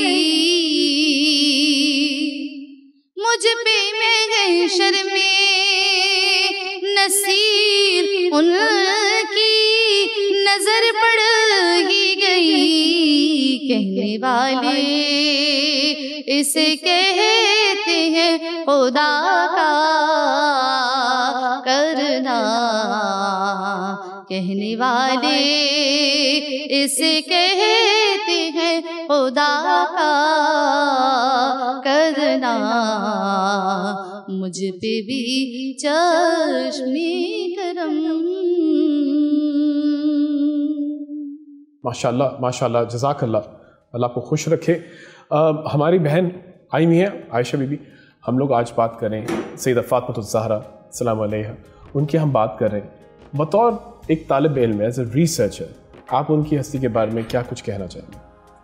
औज़ु बिल्लाहि मिनश शैतानिर रजीम, बिस्मिल्लाहिर रहमानिर रहीम। सैयदा कायनात आज चूँकि जो दिन है वो अपनी खुशबुएं बिखेर रहा है, और आज का दिन सैयदा कायनात से निस्बत भी रखता है। इस दिन के हवाले से मैं सैयदा के हवाले से ये बात करना चाहूँगी कि अगर हम देखते हैं उनकी इबादात को, देखते हैं आदाब माशरत को, देखते हैं हज़रत अली करमल्लाहु ताला वजहुल करीम से जो उनका ताल्लुक़ है उसको देखते हैं, हज़रत इमाम अली मकाम इमाम हसन इमाम हुसैन रज़ियल्लाहु ताला अन्हुमा से जो उनका रिश्ता है उस ताल्लुक़ को देखते हैं, या फिर हम उस मामले को देखते हैं कि ख़ुद उम्मे सलमा फ़रमाती हैं कि जब मुझे तरबियत में दिया गया तो मैंने चाहा कि मैं उनकी तरबियत करूं, तो उस वक्त क्या फरमाती हैं कि वो तो मुझसे ज़्यादा, मेरे सिखाने से पहले ही वो इतना सीखी हुई थी कि मुझे सिखाने की उनको ज़रूरत पेश नहीं आई। ये उम्मुल मोमिनीन उम्मे सलमा फरमाती हैं। और ख़ुद अल्लाह रब्बुल आलमीन के हबीब सल्लल्लाहु अलैहि वसल्लम फरमाते हैं कि फ़ातिमा जो है वो मेरे जिस्म का हिस्सा हैं।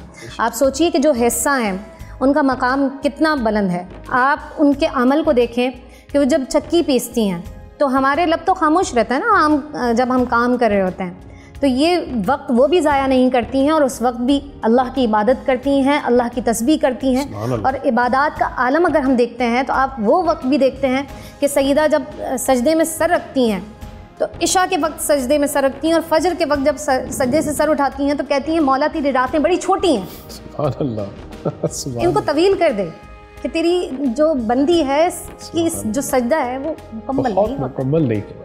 ठीक है, तो आप देखें कि ये सैयदा का हर अमल, आप तिब के हवाले से देखें, रसूल अकरम सल्लल्लाहु अलैहि वसल्लम के जब उनसे मामलात हैं उनको देखें। आप देखें कि रसूल अकरम उस ज़माने में जब बच्ची पैदा होती थी तो आप देखें कि बाप जो था ना वो उसमें तकलीफ़ होती थी, बिल्कुल बिल्कुल, और वो ये कहता था कि मैं इसको ज़िंदा दरगोर कर दूँ, और ज़िंदा दरगोर करने के बाद वो सुकून की सांस नींद सोता था।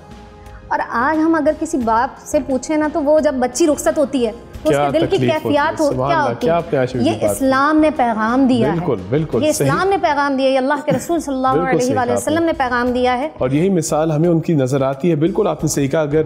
अगर आप जो भी बाप अपनी बेटियों के बारे में सोच रहे हैं, अगर मेरी तरह सोच रहे हैं, तो वाकई हमारे जिगर का टुकड़ा है वो। उनको जाके ज़रा गले मिले एक ब्रेक में, फिर वापस आके बात करें। रहमतों से भरा रमज़ान, रमज़ानुल करीम, क्योंकि अपना है रमज़ान। वेलकम बैक जी। यहाँ सब मुकम्मल हो गया है, बस इंतज़ार की घड़ी अब शुरू हो गई है। शेफ़ असद, बग़ैर मज़ीद डिटेल के फ़ाइनल प्रोडक्ट इतनी ज़बरदस्त लग रही जब सारी इकट्ठी हो, तो आई मीन मैं तो हूँ भी तड़के वाला बंदा, तो थोड़ा एक्सप्लेन करिएगा कि जो हमने किस तरतीब में डाला। अच्छा, बस हमने दही बड़ों का आपको बता दिया था कि मूंग की दाल हाफ़ कप थी और 1 कप माश की दाल, ठीक है, और उसमें हमने 4 जवे लहसुन के, 2 हरी मिर्च, नमक और थोड़ी सी लाल मिर्च डाल के ब्लेंड कर लिया, बड़े तैयार कर लिए, फ्राई कर लिए। उसके बाद हमने थोड़े से दही के पानी में उसको डिबो दिया, लाइक सॉफ्ट हो जाए। दही हमने ले लिया था, दही में जस्ट हल्का सा नमक ऐड कर लें अगर करना है तो, और उसको फेंट के रख लीजिए। तड़के के लिए हमने लिया था मेज़ान कुकिंग ऑयल, जो आपको पता है कि बिल्कुल कोलेस्ट्रॉल से 0% कोलेस्ट्रॉल के साथ है, तो इसको आप यूज़ कीजिएगा। और इसमें हमने यूज़ किया है तकरीबन 1/4 कप मेज़ान कुकिंग ऑयल। उसमें हमने डाल दिया था लहसुन के जवे 4 से 6 अदद, चॉप करके डाल लीजिए, और अगर आपको साबुत डालने तो फिर वो आप बाद में निकाल सकते हैं। कुटी हुई लाल मिर्च हमने डाल दी थी तकरीबन 1 खाने का चम्मच, 1 चाय की चम्मच पिसी हुई लाल मिर्च, उसके साथ हम डालेंगे नमक 1 चाय का चम्मच, और हमने इसमें ऐड किया चाट मसाला डालना है 2 खाने के चम्मच, ज़ीरा आपने डालना है 1 खाने का चम्मच, और इसका आपने तड़का तैयार किया। तड़का तैयार करने के बाद कड़ी पत्ते के साथ हमने इसके ऊपर ऐड कर दिया। आधा तड़का दही में मिक्स किया और आधा इस पे आपने एक बड़े इंटरेस्टिंग इसका जो प्रोसेस, ये ज़रूरी आई थिंक डिटेल है जो मैंने जब शुरू कभी किया था तो मुश्किल लगता था कि जब आप बड़े निकालते हैं तो उनको थोड़ा हल्का सा निचोड़ना। जी बिल्कुल बिल्कुल। तो बाज़ औक़ात हम ये एक प्रोसेस भूल जाते हैं और फिर बहुत ही वो मलीदा पानी सा हो जाता है। हाँ, अक्सर लोग क्या करते हैं कि बड़ों को कढ़ाई में फ्राई करते हैं तो वो गोल हो जाते हैं, और ये चपटे जब होंगे जब आप इनको फ्राई पैन में करें, अगर गोल हो भी जाएँ तो जब आप पानी से निकाल रहे हैं तो उसको आप फ्लैट कर दें। अच्छा, अब आपको पियेंगे क्या? जी बिल्कुल जनाब, यहाँ हमारे पास करशी का इलायची मुफीद और बड़ा ज़बरदस्त ड्रिंक है, और एनर्जी ड्रिंक बहुत आपकी एनर्जी को बूस्ट करता है। जस्ट हमने बस पानी में इसको ऐड करना है, मिक्सअप करना है। आप चीनी भी ऐड कर सकते हैं, और तो बेहतर है, मेरा मशवरा है। ओरिजिनल फ्लेवर ज़रा बिल्कुल अच्छा, एक्स्ट्रा चीनी क्यों नहीं। बिल्कुल, और इसको आप बहुत तरह से की मतलब वैरायटी आपको हम काहे बकाए सिखाते रहेंगे कि इसको आप सिर्फ ड्रिंक में नहीं, आप इसको बहुत सारी और चीज़ों में, दही में डाल के भी आप इसको एंजॉय कर सकते हैं, और बहुत सारी। और अगर आप मुझ जैसे शौकीन है, हम पंजाबी जैसे कहते तुख मलंगा, वो भी डाल दें इसमें, तो गर्मी जैसे बढ़ेगी इंशाल्लाह ताला, that will help you cool down as well. चलिए जी, हमारे पास ड्रिंक भी तैयार है ऑलरेडी, और हमारे पास thank you very much Asad भाई, thank you ever so much. It looks very tempting माशाल्लाह, बहुत लजीज and very healthy as well. हम अब इंतज़ार जैसे मैंने कहा शुरू कर देंगे अपनी इसको खाने का। बिल्कुल, आपको बहुत शुक्रिया। एंड अगेन टुमारो टीजर दे दें कल के लिए। कल के लिए let's hold the teaser right now, क्योंकि बहुत मज़ेदार एक चीज़ है, and let's have you come back इंशाल्लाह। Thank you. नहीं जी, आपकी इफ्तारी का एहतमाम और तैयारी उन्हें कर दिया शेफ़ असद ने, हम बस सिर्फ इंतज़ार करेंगे। हम अभी थोड़ी ब्रेक से पहले गुफ्तगू कर रहे थे सईदा के बारे में बात कर रहे थे और एक मौजू को मैंने थोड़ा सा छेड़ा था, मैं चाह रहा था कि हम उसके ऊपर आए नवाज साहब, और वो यही था कि सब्र का पैमाना जो है उन्होंने किस तरह तय किया। एक मिसाल जो हमें दी जाती है, और मुझे करेक्ट कर दिया अगर मैं मुझसे कोई गलती कोताही हो जाए, कि आप नबी पाक सल्लल्लाहु अलैहि वसल्लम आप सईदा के घर गए थे तो उन्होंने ऊँट की खाल का लिबास पहना था और उन्होंने शायद कोई 17 पाबंद लगे उनके थे लिबास को, और इतनी सादा हालत में जब उनको देखा तो आप दीदा से हो गए थे। लेकिन उन्होंने कहा था कि बेटा तुम सब्र करो, सब्र से काम लो, और इंशाअल्लाह ताला उस ज़िंदगी को जिसको ख़त्म मौत नहीं है तुम्हारे लिए आगे बहुत कुछ लिखा है। ये सब्र के हवाले से उन्होंने हमें क्या सबक सिखाया जो आज हम रोज़मर्रा ज़िंदगी में इस्तेमाल कर सकें? देखिए मैं अर्ज़ करूँ उमर साहब के आइमा मासूमीन ने मोहम्मद वाले मोहम्मद अलैहिस्सलाम ने सारी ज़िंदगी कलाम इलाही पे जो परवरदिगार का हुक्म था उस पर अमल किया है, साहिब इख्तियार होते हुए। बेशक परवरदिगार आलमीन ने कुरान मजीद में जब ये इरशाद फरमाया बिस्मिल्लाहिर्रहमानिर्रहीम वल अस्र इन्नल इंसान लफ़ी खुस्र इल्लल्लज़ीना आमनू व आमिलुस्सालिहात व तवासौ बिल हक़्क़ व तवासौ बिस सब्र। आइमा मासूमीन ने इस पूरी आयत पे अपने आप को जामे और आमिल होके दिखाया उम्मतों को। देखो रहती दुनिया तक परवरदिगार कसम खा रहा है वक्त असर की कि इंसान खसारे में है, मगर वो लोग जो ईमान लाए, जिन्होंने अमले सवाले किए और जो हक के साथ रहे और सब्र के साथ। बिल्कुल मासूमीन अलैहिस्सलाम ने अपनी सारी ज़िंदगी जो है वो हक की पैरवी करते हुए हुक्म परवरदिगार को मानते हुए सब्र किया। और इसकी मैं आपको एक मिसाल दे दूँ मैं आपको जल्दी से कि साहिब इख्तियार किस तरह से थे। जनाब बीबी ज़हरा सलामुल्लाह अलैहा एक दफ़ा अपने मुसल्ले पे बड़ा जमा है, नमाज आपने अख्तिताम की है, तो जनाब फ़िज़ा आके कहती हैं कि रसूल की बेटी जनाब ज़हरा आपसे गुजारिश करनी है। कहने फरमाइए फ़िज़ा, आपको फ़िज़ा कनीज़ हैं आपकी। आगे कहती हैं कि आपके घर में मैं देख रही हूँ हसन हुसैन के लिए, अली के लिए या आपके अपने लिए ना तो लिबास ही ढंग का है और ना कोई खाना ही जो है वो ज़रा सा बेहतर बन जाता है। तो मैं कीमिया दान हूँ, जनाब फ़िज़ा कह रही मैं कीमिया दान हूँ, मैं सोना बनाना जानती हूँ, अगर आप इजाज़त दें तो मैं सोना बना सकती हूँ। मैं सोना बनाकर बेचती हूँ और घर की जो तमाम चीज़ों की ज़रूरत है उनको पूरा करते हैं। बीबी मुस्कुराई। अब जनाब ज़हरा नबी की बेटी का इख्तियार देखिए। जनाब ज़हरा मुसल्ले पे बैठी थी, कहा फ़िज़ा इधर आ। मुसल्ले का कोना उठा के दिखाया, बोला देख नीचे, ज़मीन ने अपने ख़जाने खोल दिए। बोला हम इसके इख्तियार रखते हैं, मैं रसूल की बेटी ये इख्तियार रखती हूँ, ज़मीन को हुक्म दूँ ये अपने जवाहिर बाहर निकाल दे। लेकिन मैंने परवरदिगार की जो रज़ा है कि क़यामत तक आने वाले इंसान को दिखाना है कि रसूल की बेटी साहिब इख्तियार होते हुए किस तरह अपने नफ्स को मारती है और किस तरह सब्र करती है। सुभान अल्लाह, सुभान अल्लाह। जी आयशा बीबी, रसूल पाक सल्लल्लाहु अलैहि वसल्लम की इन साहबजादी के अमल को हम देखते हैं, बहुत सारे अक़वाल हमें मिलते हैं, हदीस मिलती हैं।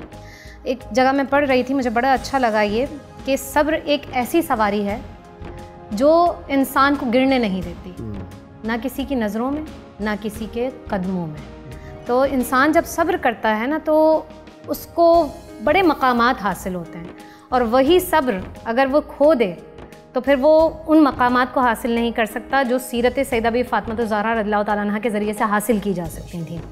आप देखें सैयदा बीबी फ़ातिमा ज़हरा रज़ियल्लाहु तआला अन्हा के मामलात अगर हम देखते हैं, रसूल अकरम सल्लल्लाहु अलैहि वसल्लम के साथ जो मामलात मक्का वालों ने किए हैं, कुफार ने किए हैं, वो किसी से ढके छुपे नहीं हैं। लेकिन आप मैंने इतनी रिसर्च की, कभी मुझे ये नहीं मिला कि कभी सैयदा बीबी फ़ातिमा ज़हरा रज़ियल्लाहु तआला अन्हा की ज़ुबान मुबारक से उनके लिए कोई बुरे कलिमात निकले हों, बल्कि आपने यहाँ तक, ये बड़ी करामात में से एक करामत है कि जब रसूल अकरम सल्लल्लाहु अलैहि वसल्लम पर वो गलाज़त वग़ैरह डाल दिया करते थे माअज़ल्लाह, तो एक छोटी भी बच्ची उस चीज़ को नहीं उठा सकती है, लेकिन ये सैयदा की करामात में शुमार होता है कि वो उनको आराम से अपने हाथों से हटाती थी और अपने बाबा को प्यार करती हैं। ये आप सोचें कि कितना बड़ा मकाम और मर्तबा अल्लाह के रसूल सल्लल्लाहु अलैहि वसल्लम की इन साहबजादी को मिला हुआ है। और आप मुझे ये बताइए, जब तमाम उम्मत को ख़बरदार कर दिया गया है इमाम अली मकाम इमाम हुसैन की शहादत से, तो क्या सैयदा बाखबर नहीं होंगी? बाखबर थी, लेकिन उस पर सब्र और उस पर शुक्र, ये बड़ी नेमतों में से एक नेमत है। आजकल ये जानते हुए कि अपनी औलाद और वो आले औलाद और वो सारी कुर्बानी का अंदाज़ा सब कुछ उनको मालूम था कि उनके साथ होने वाला क्या है। आप हम अपने बच्चों को अगर अपनी निगाहों में देखें, जहाँ पर आप देखें सैयदा जब आते हैं बच्चे तो क्या कहती हैं, कुर्रतु आइनी, फ़ुआद यतमर्रा, मेरे दिल के मेवे, मेरे दिल के फल कह रही हैं, कहती हैं मेरी आँखों की ठंडक। आप सोचें कि वो बच्चे कितने हसीन होंगे, कितने जमील होंगे, कितने प्यारे होंगे उनको।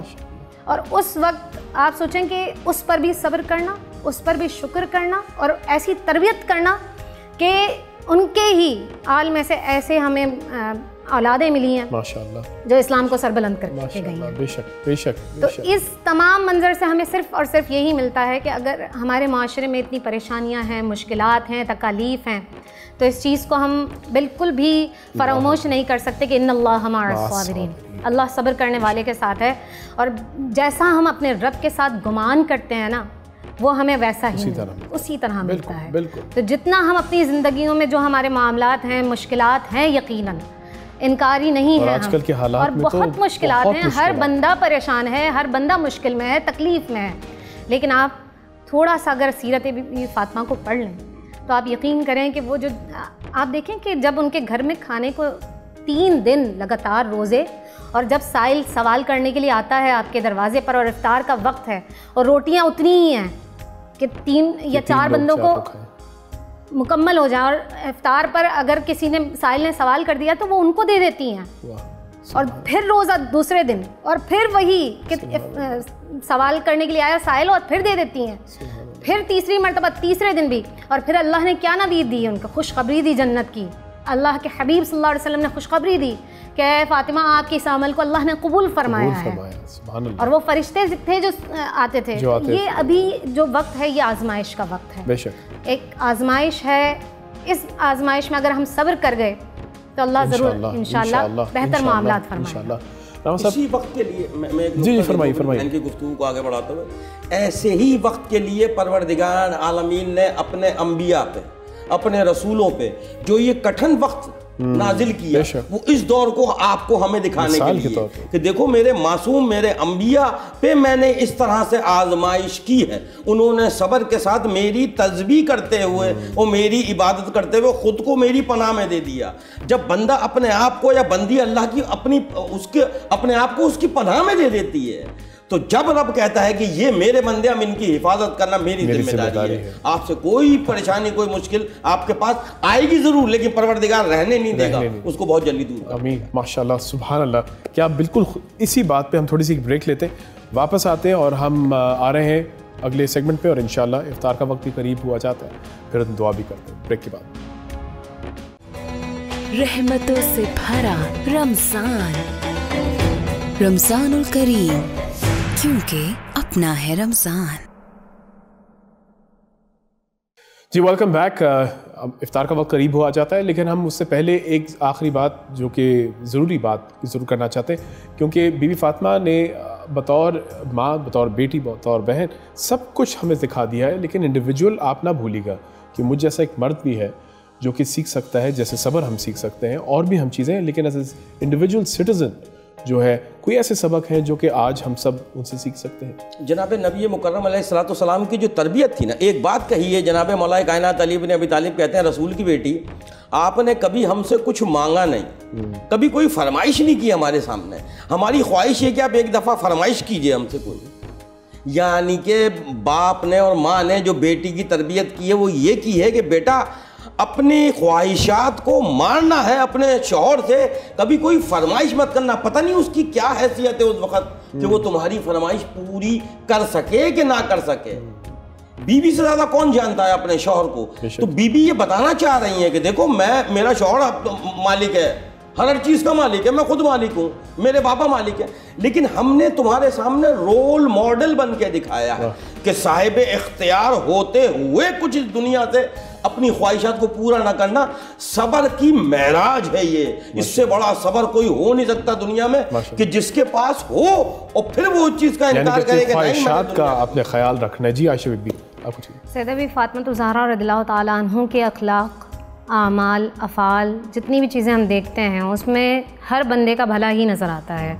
वो किसी भी सूरत में, किसी भी पैराए में, चाहे माँ के हैसियत से देखें, चाहे औलाद की तरबियत की हैसियत से देखें, चाहे हज़रत अली करमल्लाहु ताला वजहुल करीम से जो आपका रिश्ता है उसके लिहाज से देखें, या तमाम अज़वाज मुतहरात के साथ जो आपका रवैया है उस लिहाज से देखें, तो हर लिहाज से हमें आपकी जो शख्सियत है वो कामिल नज़र आती है। हर शख्स जो है वो इनसे कुछ ना कुछ सीख सकता है, लेकिन शर्त यह है कि आपकी सीरत को पढ़ा जाए। बेशक। जब आप सीरत नहीं पढ़ेंगे तो आप कुछ समझ ही नहीं सकते। हमारी इल्तिजा ये है कि उनकी सीरत को ज़रूर पढ़ें और तसल्ली से, आराम से पढ़ें। इसका हुक्म है बिल्कुल कि देखो क़यामत तक आने वाली नस्ल ये याद रखना कि तालीमात मोहम्मद व आले मोहम्मद से वाबस्ता जुड़े रहना। अल्लामा साहब, मैं चाहूँगा कि हम लोग इफ्तार पर जाने से पहले आपसे गुजारिश करूँगा कि दुआ कर दीजिए और दुआ करेगा कि हम भी इनकी सीरत के ऊपर। औज़ु बिल्लाहि मिनश शैतानिर रजीम, बिस्मिल्लाहिर रहमानिर रहीम। इन्नल्लाहा व मलाइकतहु युसल्लूना अलन नबी या अय्युहल्लज़ीना आमनू सल्लू अलैहि व सल्लिमू तस्लीमा। अल्लाहुम्मा सल्लि अला मुहम्मदिन व आले मुहम्मद, अल्लाहुम्मा सल्लि अला मुहम्मदिन व आले मुहम्मद, अल्लाहुम्मा सल्लि अला मुहम्मदिन व आले मुहम्मद व अज्जिल फरजहुम। रब्बना आतना फिद दुनिया हसनतम व फिल आखिरह हसनतम व क़िना अज़ाबन्नार। बिस्मिल्लाहिर रहमानिर रहीम। रब्बना ज़लमना अनफुसना व इल्लम तग़फिर लना व तरहमना लनकूनन्ना मिनल ख़ासिरीन। परवरदिगार, हमारे तमाम नौजवानों को इल्म और मार्फत और तालीमात मोहम्मद व आले मोहम्मद पर चलने की तौफीक अता फरमा। परवरदिगार आलमीन, हमारे मुल्क पाकिस्तान की सरजमीन की हिफाजत फरमा। परवरदिगार, जितनी भी बीमारियां हैं हमारे मुल्क में, इन सब बीमारियों से कुल मोमिन मुस्लिमीन को अपनी हिफाजत में रख। परवरदिगार आलमीन बहक़ चारदा मासूमीन अलैहिस्सलाम, सारी दुनिया के मुसलमान, सारी दुनिया के इंसान, सबको इस मुसीबत जो ये आजकल हम पे मुसल्लत है, इससे अपनी हिफ्ज़ व अमान में रख। परवरदिगार आलमीन, तू रब्बे रहीम है, रब्बे करीम है, रब्बे अजीम है। परवरदिगार, तुझे वास्ता है मोहम्मद व आले मोहम्मद का। हम जितने भी बीमार हैं, हमारे मुल्क के अंदर बीमार हैं जितने भी, उन सबको शिफाए कामला और आजिला अता फरमा। परवरदिगार आलमीन, बहक़ मोहम्मद व आले मोहम्मद अलैहिस्सलाम, इस बीमारी से हमारे जितने भी लोग, खुसूसन नौजवान या बूढ़े, हमारे डॉक्टर, जितने भी जो लोग इस चीज़ में, इसके कार खैर में शरीक हैं, लोगों की मदद कर रहे हैं, परवरदिगार उनकी तौफ़ीक़ात में इजाफ़ा फरमा। परवरदिगार, हमारे हुक्मरानों को जो कि इस कोशिश में लगे हुए हैं कि अपनी आवाम को, अपने मुल्क को इस वबा से, बीमारी से महफूज रखें, परवरदिगार उनको हिम्मत दे, उनको हौसला दे और उनकी तौफीक़ात में इजाफा फरमा।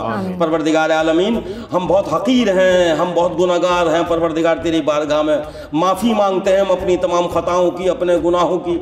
कुल मोमिन मुस्लिमीन को, हमारे मुल्क पाकिस्तान के है कि चप्पे चप्पे की कोने कोने और सारी दुनिया को परवरदिगार तमाम वबाई आफात से महफूज और महफूज फरमा। परवरदिगार आलमीन, तुझे वास्ता है मोहम्मद व आले मोहम्मद का।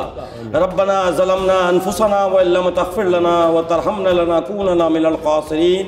परवरदिगार आलमीन, हम तेरी बारगाह में हाथ जोड़ के गुजारिश करते हैं परवरदिगार, हम बहुत गुनाहगार हैं, अपने रहम व करम को हम पे नाजिल कर। परवरदिगार, हम इस काबिल तो नहीं कि तू हमारी दुआओं को कबूल करे, लेकिन तुझे वास्ता है अपने महबूब का, तुझे वास्ता है अपने महबूब की आल का, तुझे वास्ता है उन औलिया का, तुझे वास्ता है परवरदिगार आलमीन तमाम उन नेक लोगों का, तमाम तुझे वास्ता है करबला के शहीदों का। परवरदिगार आलमीन, करबला के शहीदों के जो तेरी राह में अपने आप को कुर्बान कर चुके, परवरदिगार तुझे वास्ता है उनका। खुसूसन तुझे वास्ता है नबी मुकर्रम मोहम्मद मुस्तफ़ा अलैहिस्सलाम का। परवरदिगार, हम सबको अपनी हिफ्ज़ व अमान में रख। हमारे मुल्क को इस आफत से, तमाम आफतों से और तमाम बुराइयों से और दुश्मनों के शर से अपने हिफ्ज़ व अमान में रख। रब्बना तक़ब्बल मिन्ना इन्नका अंतस समीउल अलीम। रब्बना आतना फिद दुनिया हसनतम व फिल आखिरह हसनतम व क़िना अज़ाबन्नार। रब्बना ज़लमना अनफुसना व इल्लम तग़फिर लना व तरहमना लनकूनन्ना मिनल ख़ासिरीन। अल्लाहुम्मा सल्लि अला मुहम्मदिन व आले मुहम्मद, अल्लाहुम्मा सल्लि अला मुहम्मदिन व आले मुहम्मद, अल्लाहुम्मा सल्लि अला मुहम्मद। आमीन, जज़ाकल्लाह। यहाँ हम लेते हैं ब्रेक, आप जाइए रोज़ा इफ्तार करें, खोलें, हम भी इसके बाद वापस आते हैं। बहुत शुक्रिया। रहमतों से भरा रमज़ानुल करीम, क्योंकि अपना है रमज़ान। अस्सलामु अलैकुम वरहमतुल्लाहि वबरकातुहू। दुआ है कि अल्लाह ताला आपका, हम सब का ये रोज़ा कबूल अदा फरमाए। ये दुआ है आप सब के लिए, हमारे लिए। जाने से पहले अलामा ने एक बड़ी खूबसूरत दुआ की, हम उसके ऊपर भी बार बार आमीन कहते हैं लेकिन जिस हस्ती की हम गुफ्तगू कर रहे हैं उनसे इतना कुछ सीखने को है। एक और जो मौजूदा हालात के मुताबिक जिस तरह की ये वबा आ गई है, ये मुसीबत आ गई है, अल्लाह ताला अपने लोगों को इस आजमाइश में डालता क्यों है अलामा साहब? मैं इस पे एक क्या कहते हैं आपको एक साहब की एक हिकायत है, मैं उस पर बयान करना चाहूँगा। दुनियावी मिसाल ज़रा आसानी से समझ में आ जाती है हमारे नौजवानों की कि परवरदिगार आलमीन ये मुसीबतें, ये अज़ाब, ये तमाम आजमाइशें बंदों पे क्यों डालता है। एक मोहतरमा अपनी बिल्ली एक डॉक्टर के पास लेके आई, जो जानवरों के डॉक्टर थे, उनके पास लेके आई कि मेरी बिल्ली जो है ये मेरी पहले बात बहुत मानती थी, जो मैं कहती थी वो करती थी, मेरे साथ खेलती थी, अब ये कुछ मगरूर हो गई है, मेरे साथ ना खेलती है, ना मैं बुलाती हूँ मेरे पास आती है, और ना जो है मेरे साथ खेलती है और ना प्यार करती है। डॉक्टर साहब इसमें मैं बड़ा चाहती हूँ इसको, मेरी इस बिल्ली को जो है वो थोड़ा ठीक कीजिए, मैं तो इसके बगैर रह नहीं सकती। वो डॉक्टर समझदार थे, उन्होंने देखा जानवर को, कहने का मोहतरमा आप अब इसको छोड़ जाइए एक दिन के लिए मेरे पास, कल आइएगा, मैं इंशाल्लाह इसका इलाज कर लूँगा। वो मोहतरमा चली गई, अपना जानवर, अपनी बिल्ली जो है वो डॉक्टर के पास छोड़ गई। डॉक्टर ने अपने उसको बुलाया, नौकर को, वो कहा इस बिल्ली को जो है एक कोने वाला जो अंधेरा कमरा है वहाँ पर खुदड़ी ज़मीन है, उसमें जाके इसको बांध आओ इसको, और सिर्फ पानी रखना है इसके सामने, और जब पानी रखना है इसके सामने और इसको एक थप्पड़ मारना। वो जानवर लेके, बड़ी खूबसूरत बड़ी कीमती बिल्ली थी, वो लेके गए बड़ा गंदे से कमरे में बदबूदार जगह पे, जाके उसको बांधा, उसको उसके सामने पानी रखा और उसको हल्का सा चपत मार के जो है पानी से सामने, वो कुछ नहीं दिया खाने को, सारा रात खाने को कुछ नहीं दिया, दिन को थोड़ा सा खाना दिया उसको, वो भी ऐसा खाना कि जो कभी खाया नहीं होगा ज़िंदगी में उसने। शाम तक जो है उस बिल्ली की हालत यही रही कि पानी और सूखी रोटी उसको मिलती रही। शाम में जब वो मोहतरमा वापस आई डॉक्टर के पास, तो डॉक्टर ने जो है कहा अपने नौकर से कि जाके उस बिल्ली को ले आओ। वो गए साहब, वो जाके बिल्ली को खोल के जो नौकर थे वो ले आए। जैसी बिल्ली अपनी मालकन के सामने आई, उसने मोहब्बत से जंप मारी है और अपनी मालकन के पास गई है, जाके उसको प्यार किया है, उसकी गोद में लेटी, खेली, सब। यानी कि वो जो सारा था वो इलाज था इसका। मैं उसी पे आ रहा हूँ। सुभान अल्लाह। जिस वक्त वो आगे खेलना शुरू किया, उसने मालकन को प्यार करना शुरू किया, और खेले तो मालकन ने जो है बड़ा वो उससे देखा, डॉक्टर साहब आपने सर क्या इलाज किया, एक दिन में ऐसी हो गई। कहने लगे मसला ये है बीबी कि आप इसको मखमल के तकिए पे सुलाती थी, बेहतरीन खाना देती थी, इसके नाज नखरे उठाती थी, ये खुद को मालिक समझने लगी थी। एक दिन जब इसके जूते पड़े तो फिर ये सीधी हो गई। तो यही परवरदिगार दिखाना चाहता है कि मेरे बंदे बनो, खुद अपने आप को मालिक मत समझो। हमारे साथ कॉल पे मौजूद है साहब तस्लीम कादरी साबरी साहब हैं इस कॉल पे मेरे ख्याल से। जी अस्सलाम वालेकुम साबरी साहब। अस्सलाम वालेकुम, मैं बात कर रहा हूँ, कैसे हैं आप? खैरियत से? जी अल्लाह का शुक्र, आप ठीक हैं? खैरियत से? अल्हम्दुलिल्लाह। आपको ये रमज़ान मुबारक हो। आपको भी और आपके तमाम नाज़रीन को आपकी वसातत से मैं रमज़ान की बहुत मुबारकबाद पेश करता हूँ। खैर मुबारक। बहुत बहुत शुक्रिया साबरी साहब, आप हमारे साथ पेश हुए। हमारी गुफ्तगू चल रही थी, आज हमारा मौजू जो था एक अजीम हस्ती के ऊपर था, सैयद फातिमा ज़हरा के बारे में हम गुफ्तगू कर रहे थे उनसे, उनके बारे में, उनकी ज़िंदगी से बहुत कुछ सीखना चाह रहे थे। हम लोगों ने सब्र की बात भी की, हमने आजमाइश की बात भी की। आप कुछ कहना पसंद करेंगे? जी हाँ बिल्कुल। सैयदा कायनात का जो मकाम और मर्तबा में जो अहादीस में मिलता है वो बहुत बुलंद मकाम और मर्तबा है। यानी ख़वातीन में उलमा ने और सूफिया ने लिखा है कि ख़वातीन में पूरी इंसानी कायनात में सैयदा कायनात से बढ़कर कोई नहीं है। जो मकाम और मर्तबा सैयदा कायनात को नसीब हुआ है।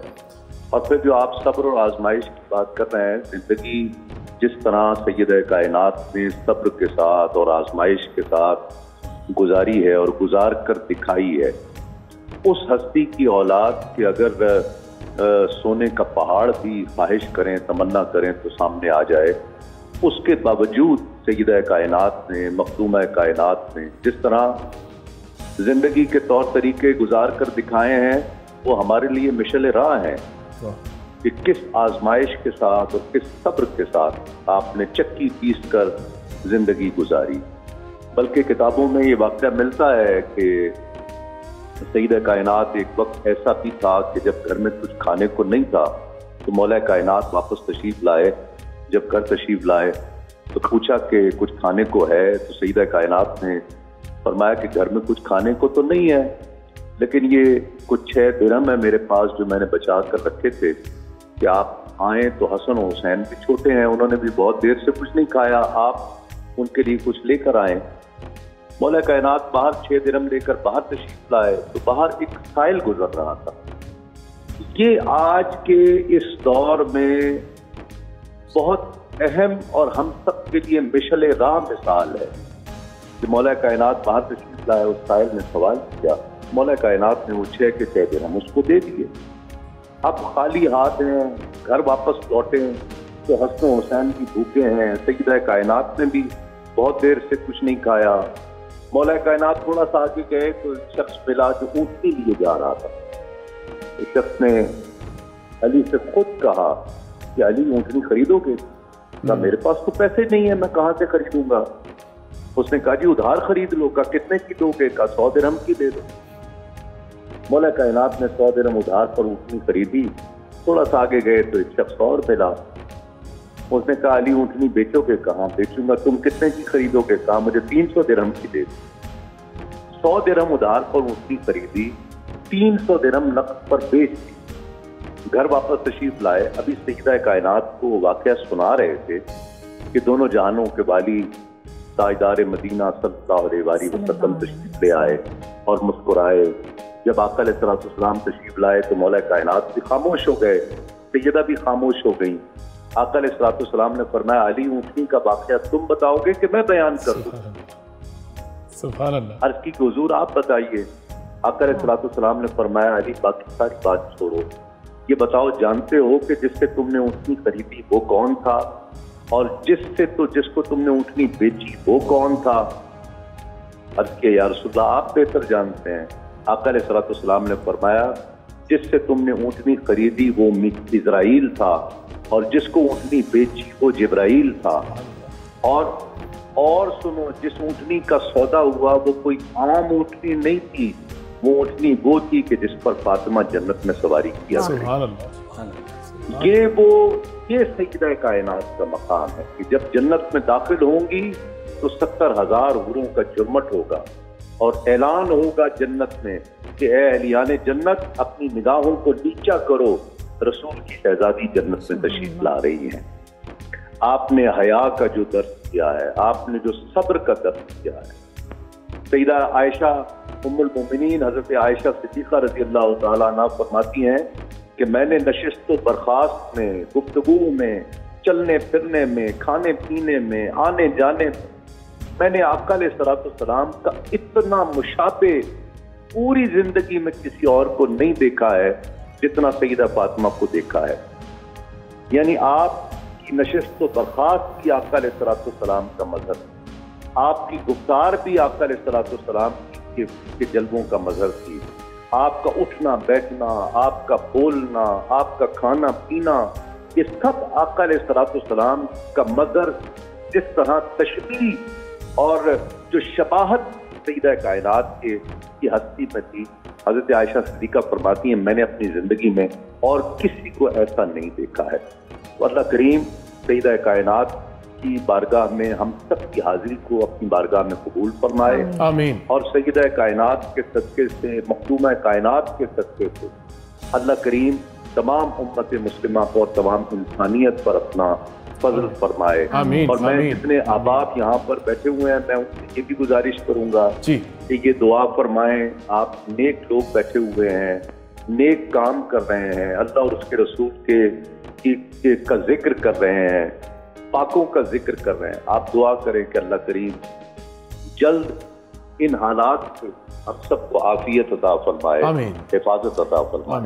आमीन आमीन। बहुत बहुत शुक्रिया साहब, बहुत बहुत शुक्रिया आपका, आपकी इतने खूबसूरत कलामात और आपकी दुआएं जो दिल से निकली हैं और हम सब के दिलों को जोड़ के आमीन आमीन करा रही हैं। आपका बहुत बहुत शुक्रिया। हमने इतनी खूबसूरत हस्ती के बारे में गुफ्तगू की, अल्हम्दुलिल्लाह मुस्तफ़ीद हुए आप सबसे भी। आपका भी बहुत बहुत शुक्रिया।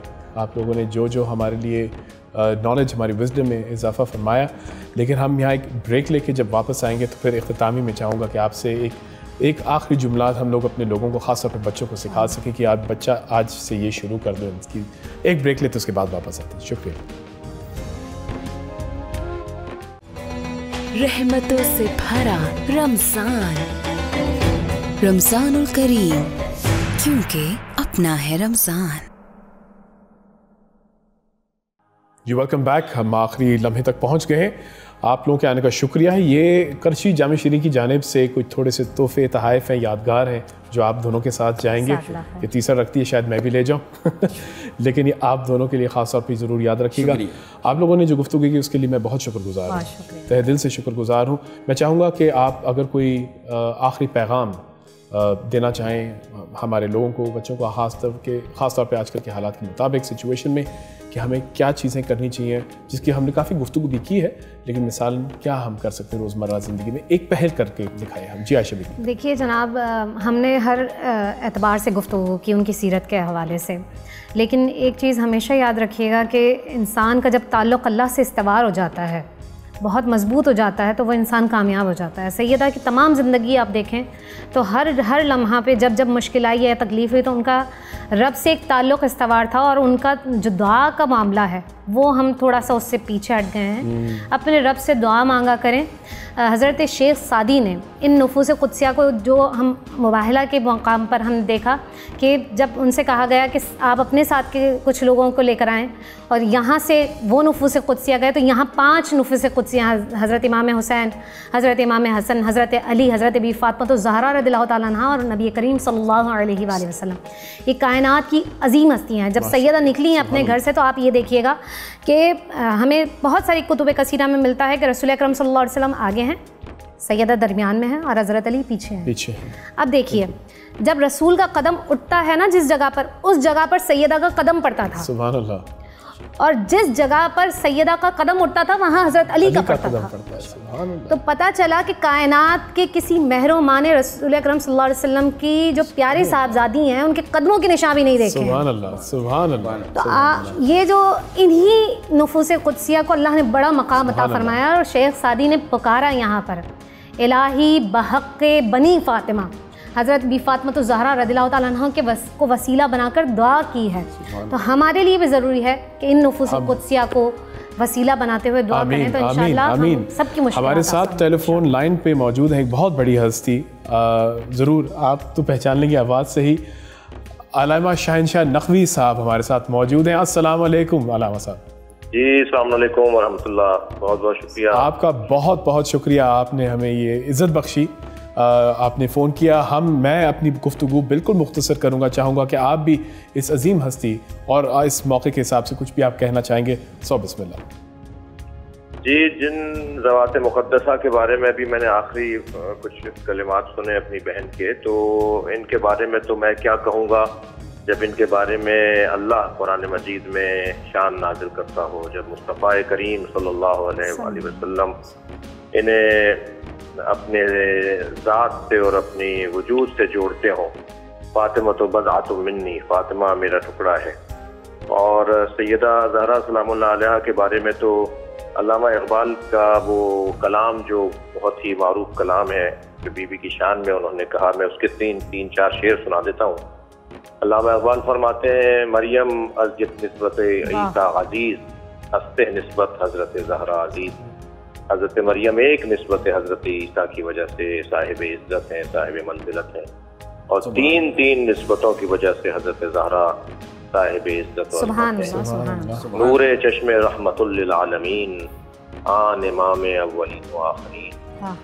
पहली निस्बत यही है कि आप उसकी आंखों की ठंडक हैं जो रहमतुल लिल आलमीन। और आपको ये एहसास है, हम सबको मालूम है कि बेटा बरकत है और बेटा नेमत है और बेटी रहमत है, और जो रहमतुल लिल आलमीन हो उसके ऊपर अल्लाह की रहमत अगर कोई है तो सुभान अल्लाह, सुभान अल्लाह। और फिर दूसरी निस्बत में फरमाते हैं, बानुए आन ताजदारे हलका मुर्तज़ा मुश्किल कुशा शेर खुदा। ये उनकी बानो हैं, ये उनकी ज़ौजा हैं जो मुर्तज़ा हैं, मुश्किल कुशा हैं, शेर खुदा हैं। फिर अल्लामा फरमाते हैं, मादर आन मरकज़े परकार इश्क, ये उसकी माँ है जो इश्क के दायरे का मरकज़ है। मादर आन कारवान सालार इश्क, ये उसकी माँ है जो इश्क के कारवान का सालार है। सुभान अल्लाह। अल्लामा इक़बाल खुद दूसरी जगह फरमाते हैं कि हदीस इश्क तो बाबस्त करबलाओ दमिश्क, यके हुसैन रकम करती गरे ज़ैनब। इश्क की तो दो ही दास्तानें हैं, एक भाई ने लिखी है और एक बहन ने लिखी है, एक करबला है और एक दमिश्क है। और फिर इसी कलाम में आगे फरमाते हैं हाँ यके शम शबिस्तान हरम। इमाम हसन मुश्तबा को फरमाते हैं कि उनके एक बेटे का नाम हसन है और उसका मकाम यह है कि हाँ यके शम शबिस्तान हरम हाफिज जमीयत खैरुल उमम। उन औलादों में एक औलाद हसन मुश्तबा है जो हरम इलाही की शमा है, हाफिज जमीयत खैरुल उमम, जो बेहतरीन उम्मत के मुहाफिज हैं, नबी मुकर्रम की उम्मत मुस्तफ़ा को बचाने वाले हैं। फरमाते हैं तानशीनत आतिश पैकारों की, हसन मुश्तबा अलैहिस्सलाम ने जंग की आग को ठंडा किया था। तानशीनत आतिश पैकारों की, पुश्ते पाजत पर सरे ताजो नगी। हसन मुश्तबा ने तख्त ताज को लात मार के उम्मत मुस्तफ़ा को बचाया। तान पुश्ते पाजत पर सरे ताजो नगी। ये उस बीबी का जिक्र हो रहा था कि जिनका जिक्र मैं और आप सारी जिंदगी भी करते रहे तो जिक्र ज्यादा है और हमारी उम्रें कम है। बेशक बेशक। अल्लामा साहब बहुत बहुत शुक्रिया, बहुत बहुत मेहरबानी। हम चाह यही रहे थे कि आपने इतनी खूबसूरत अल्फाज इस्तेमाल किए और अल्लामा इकबाल को भी आपने फिर इस मौके पे जिस तरह उन्होंने खूबसूरत अल्फाज में जैसे पेश किया था। आप सिर्फ एक गुजारिश मेरी सी है, अगर आप कोई नसीहत हमारे लिए छोड़ जाएं ताकि आपके हमारे थ्रू लोगों को मिल जाए तो दुनिया बदल जाएगी। जी बस नसीहत तो नहीं, मैं आपके लिए और अपने लिए एक बात कहूँगा, उसी कुमा व नफ्सी, अपने लिए और आपके लिए, सबके लिए, कि हमें इनकी सीरत तैयबा पर गौर करना चाहिए, इनके फ़ज़ाइल पर गौर करना चाहिए। इन्होंने जिस तरह से ज़िंदगी गुजारी वो हमारे लिए मशाल राह है, हमारे लिए नमूना अमल है, क्योंकि नबी मुकर्रम को अल्लाह ने उसवा हसना करार दिया है और नबी मुकर्रम ने अपनी औलाद को हमारे लिए एक अपनी विरासत के तौर पे छोड़ा है। फरमाया मैं दो चीज़ें छोड़े जा रहा हूँ, किताब अल्लाह व इतरत अहल बैती, मैं अल्लाह की किताब और अपनी इतरत अहल बैत छोड़कर जा रहा हूँ। तो हमें कुरान से भी वाबस्तगी बहुत मजबूत अंदाज से रखनी है और अहल बैत से भी अपने आप को जोड़े रखना है। बेशक, बहुत शुक्रिया। ये एक आखिरी थोड़ी सी जिस तरह की सूरत हाल में, जिस वबा से जिस तरह लोग गुजर रहे हैं, और ये इब्तिदा है इस बाबरकत महीने का, लेकिन उसके बावजूद एक बेचैनी सी है क्योंकि हमें आम तौर पे हम जिस तरह मनाते थे इस महीने को उसको नहीं मना पा रहे। तो कोई नसीहत हमारे लोगों के लिए जो इस वक्त घर बैठे आप उसे दें? मैं सिर्फ इतना कहूँगा कि हम आदत कर गए थे इज्तिमाई इबादात की, मेल मिलाप की। वो अल्लाह जिसने हमें मेल मिलाप किया हुक्म दिया था, वही अल्लाह हमें एक्सपर्ट की राय पर, क्योंकि जितने भी इज्तिहादी मौज़ूआत होते हैं उनमें जब इज्तिहाद होता है तो माहिर की राय को आखिरी राय तस्वुर किया जाता है। तो आज ये जिस बीमारी में पूरी दुनिया मुब्तला है, माहिरीन डॉक्टर हज़रात जो कह रहे हैं, हमें उस पर नसीहत करनी चाहिए, उस नसीहत पे अमल करना चाहिए। और मैं ये भी ज़रूरी समझूंगा कि हम आदत कर गए थे मिलने मिलाने के हवाले से, कभी खलवत का मजा भी लिया जाए, कभी तन्हाई में इबादत का जायका भी लिया जाए, कभी देखा जाए कि जी कोने में बैठ के, तन्हाई में बैठ के अल्लाह से बात करने। अच्छा, दुआ और मुनाजात में फ़र्क भी यही है। दुआ हमेशा दूर से जब पुकारा जाए तो उसे दुआ कहा जाता है, और जब करीब से बात की जाए तो उसे मुनाजात कहा जाता है। तो ये महीना हमें दुआ के साथ मुनाजात की तरफ बहुत बहुत शुक्रिया, जज़ाकल्लाह, सुभान अल्लाह। ये आपने क्या खूब बात कही, और आपकी गुजारिश यही कि हम लोग भी नसीहत लोगों से ये करें। अल्लामा साहब को आप भी कोई अगर कोई मुख्तसर। मैं इतना अर्ज़ करना चाहूँगा जनाब, अपने नौजवानों से खुसूसन आइमा मासूमीन अलैहिमुस्सलाम की तमाम अहादीस की रोशनी में, कि बेहतरीन दुनियावी जो भी उलूम हैं जो पसंद करते हो वो हासिल करो। नहीं रोका गया तुमको दुनियावी बेहतरीन उलूम, चाहे वो साइंस के हों, टेक्नोलॉजी के हों, किसी भी चीज़ दुनियावी उलूम है वो आप ही के लिए हैं। हासिल करे हमारा आज का नौजवान, और बेहतरीन से बेहतरीन हासिल करे। मौला कायनात अली इब्न अबी तालिब अलैहिस्सलाम फरमाते हैं कि इल्म मोमिन की गुमशुदा मीरास है। अगर वो काफिर के पास, मुशरिक के पास से भी मिले तो उसको ले लो, तुम्हारी मीरास है। तो मैं आखिरी बात अपने नौजवानों से ये कहूँ कि जो सर परवरदिगार की बारगाह में झुकता है, मेरा रब उसको वो किसी इंसान के सामने झुकने नहीं देता। बेशक बेशक। अपनी सिजदों की हिफाजत कर लो, दुनियावी तालीम हासिल करो दीनी तालीम के साथ, दीनी तालीम हासिल करो दुनियावी तालीम के साथ। दीन दुनिया अलग नहीं है, इनको अलग ना करो। अपने रब को, आइमा मोहम्मद और आले मोहम्मद को राजी रखो, दुनिया में भी सुरखरू रहोगे और आखिरत में भी। आमीन आमीन इंशाअल्लाह। बहुत बहुत शुक्रिया आप दोनों का एक दफ़ा फिर, बहुत बहुत मेहरबानी। ख़वातीन हज़रात, ये हमारे तीसरे दिन, तीसरा रमज़ान इख्तिताम पे पहुंच रहा है। आपका बहुत शुक्रिया, आपने हमें ज्वाइन किया, हम बहुत खुश हैं। बहुत हमें एक तसल्ली ये है कि आज जिस तरह की मौजू हमने जिस हस्ती की बात की, वो क्या हस्ती थी, जितना हम उनसे सीख सकें कम है। जैसे मैंने कहा, एक वाक़या याद आता है कि आपकी हस्ती, आप ऐसी हस्ती हैं कि आपके पास आपको बुलाया गया नबी पाक सल्लल्लाहु अलैहि वसल्लम ने जब विसाल करने लगे थे उससे पहले। कहा जाता है कि आपने उनके कान करीब बुलाया, गोश गुजार कुछ की, तो आप रो पड़ी कि उन्होंने फिर बुलाया और फिर आपके कान में उन्होंने कुछ कहा तो आप हंस पड़ी। आपकी विसाल के बाद बीबी आयशा ने आपसे पूछा कि क्या कहा था कि जब तुम पहले रो पड़ी और बाद में हंस पड़ी। तो कहती हैं कि जब उन्होंने मेरे पहली दफ़ा कान में कहा कि बस इसी हाल में अब मुझे वापस जाना है, मेरा वक्त आ गया है, तो मैं रो पड़ी। और फिर जब दूसरी दफ़ा उन्होंने बुलाया, उन्होंने कहा कि मुझे पता है मेरे ख़ानदान में सबसे पहले तुम ही मुझे मिलोगी, तो मैं हंस पड़ी। हमारी ख्वाहिश है, हमारी दुआ है कि हम भी जब ज़िंदगी जिएँ इस दुनिया में तो ऐसे लोगों की तरह जिएँ, और जब जाएँ उस दुनिया में तो ऐसे ही लोगों की तरह जाएँ और उन्हीं लोगों के पास जाएँ। आमीन सुम आमीन। बहुत शुक्रिया, कल इंशाल्लाह फिर मुलाकात।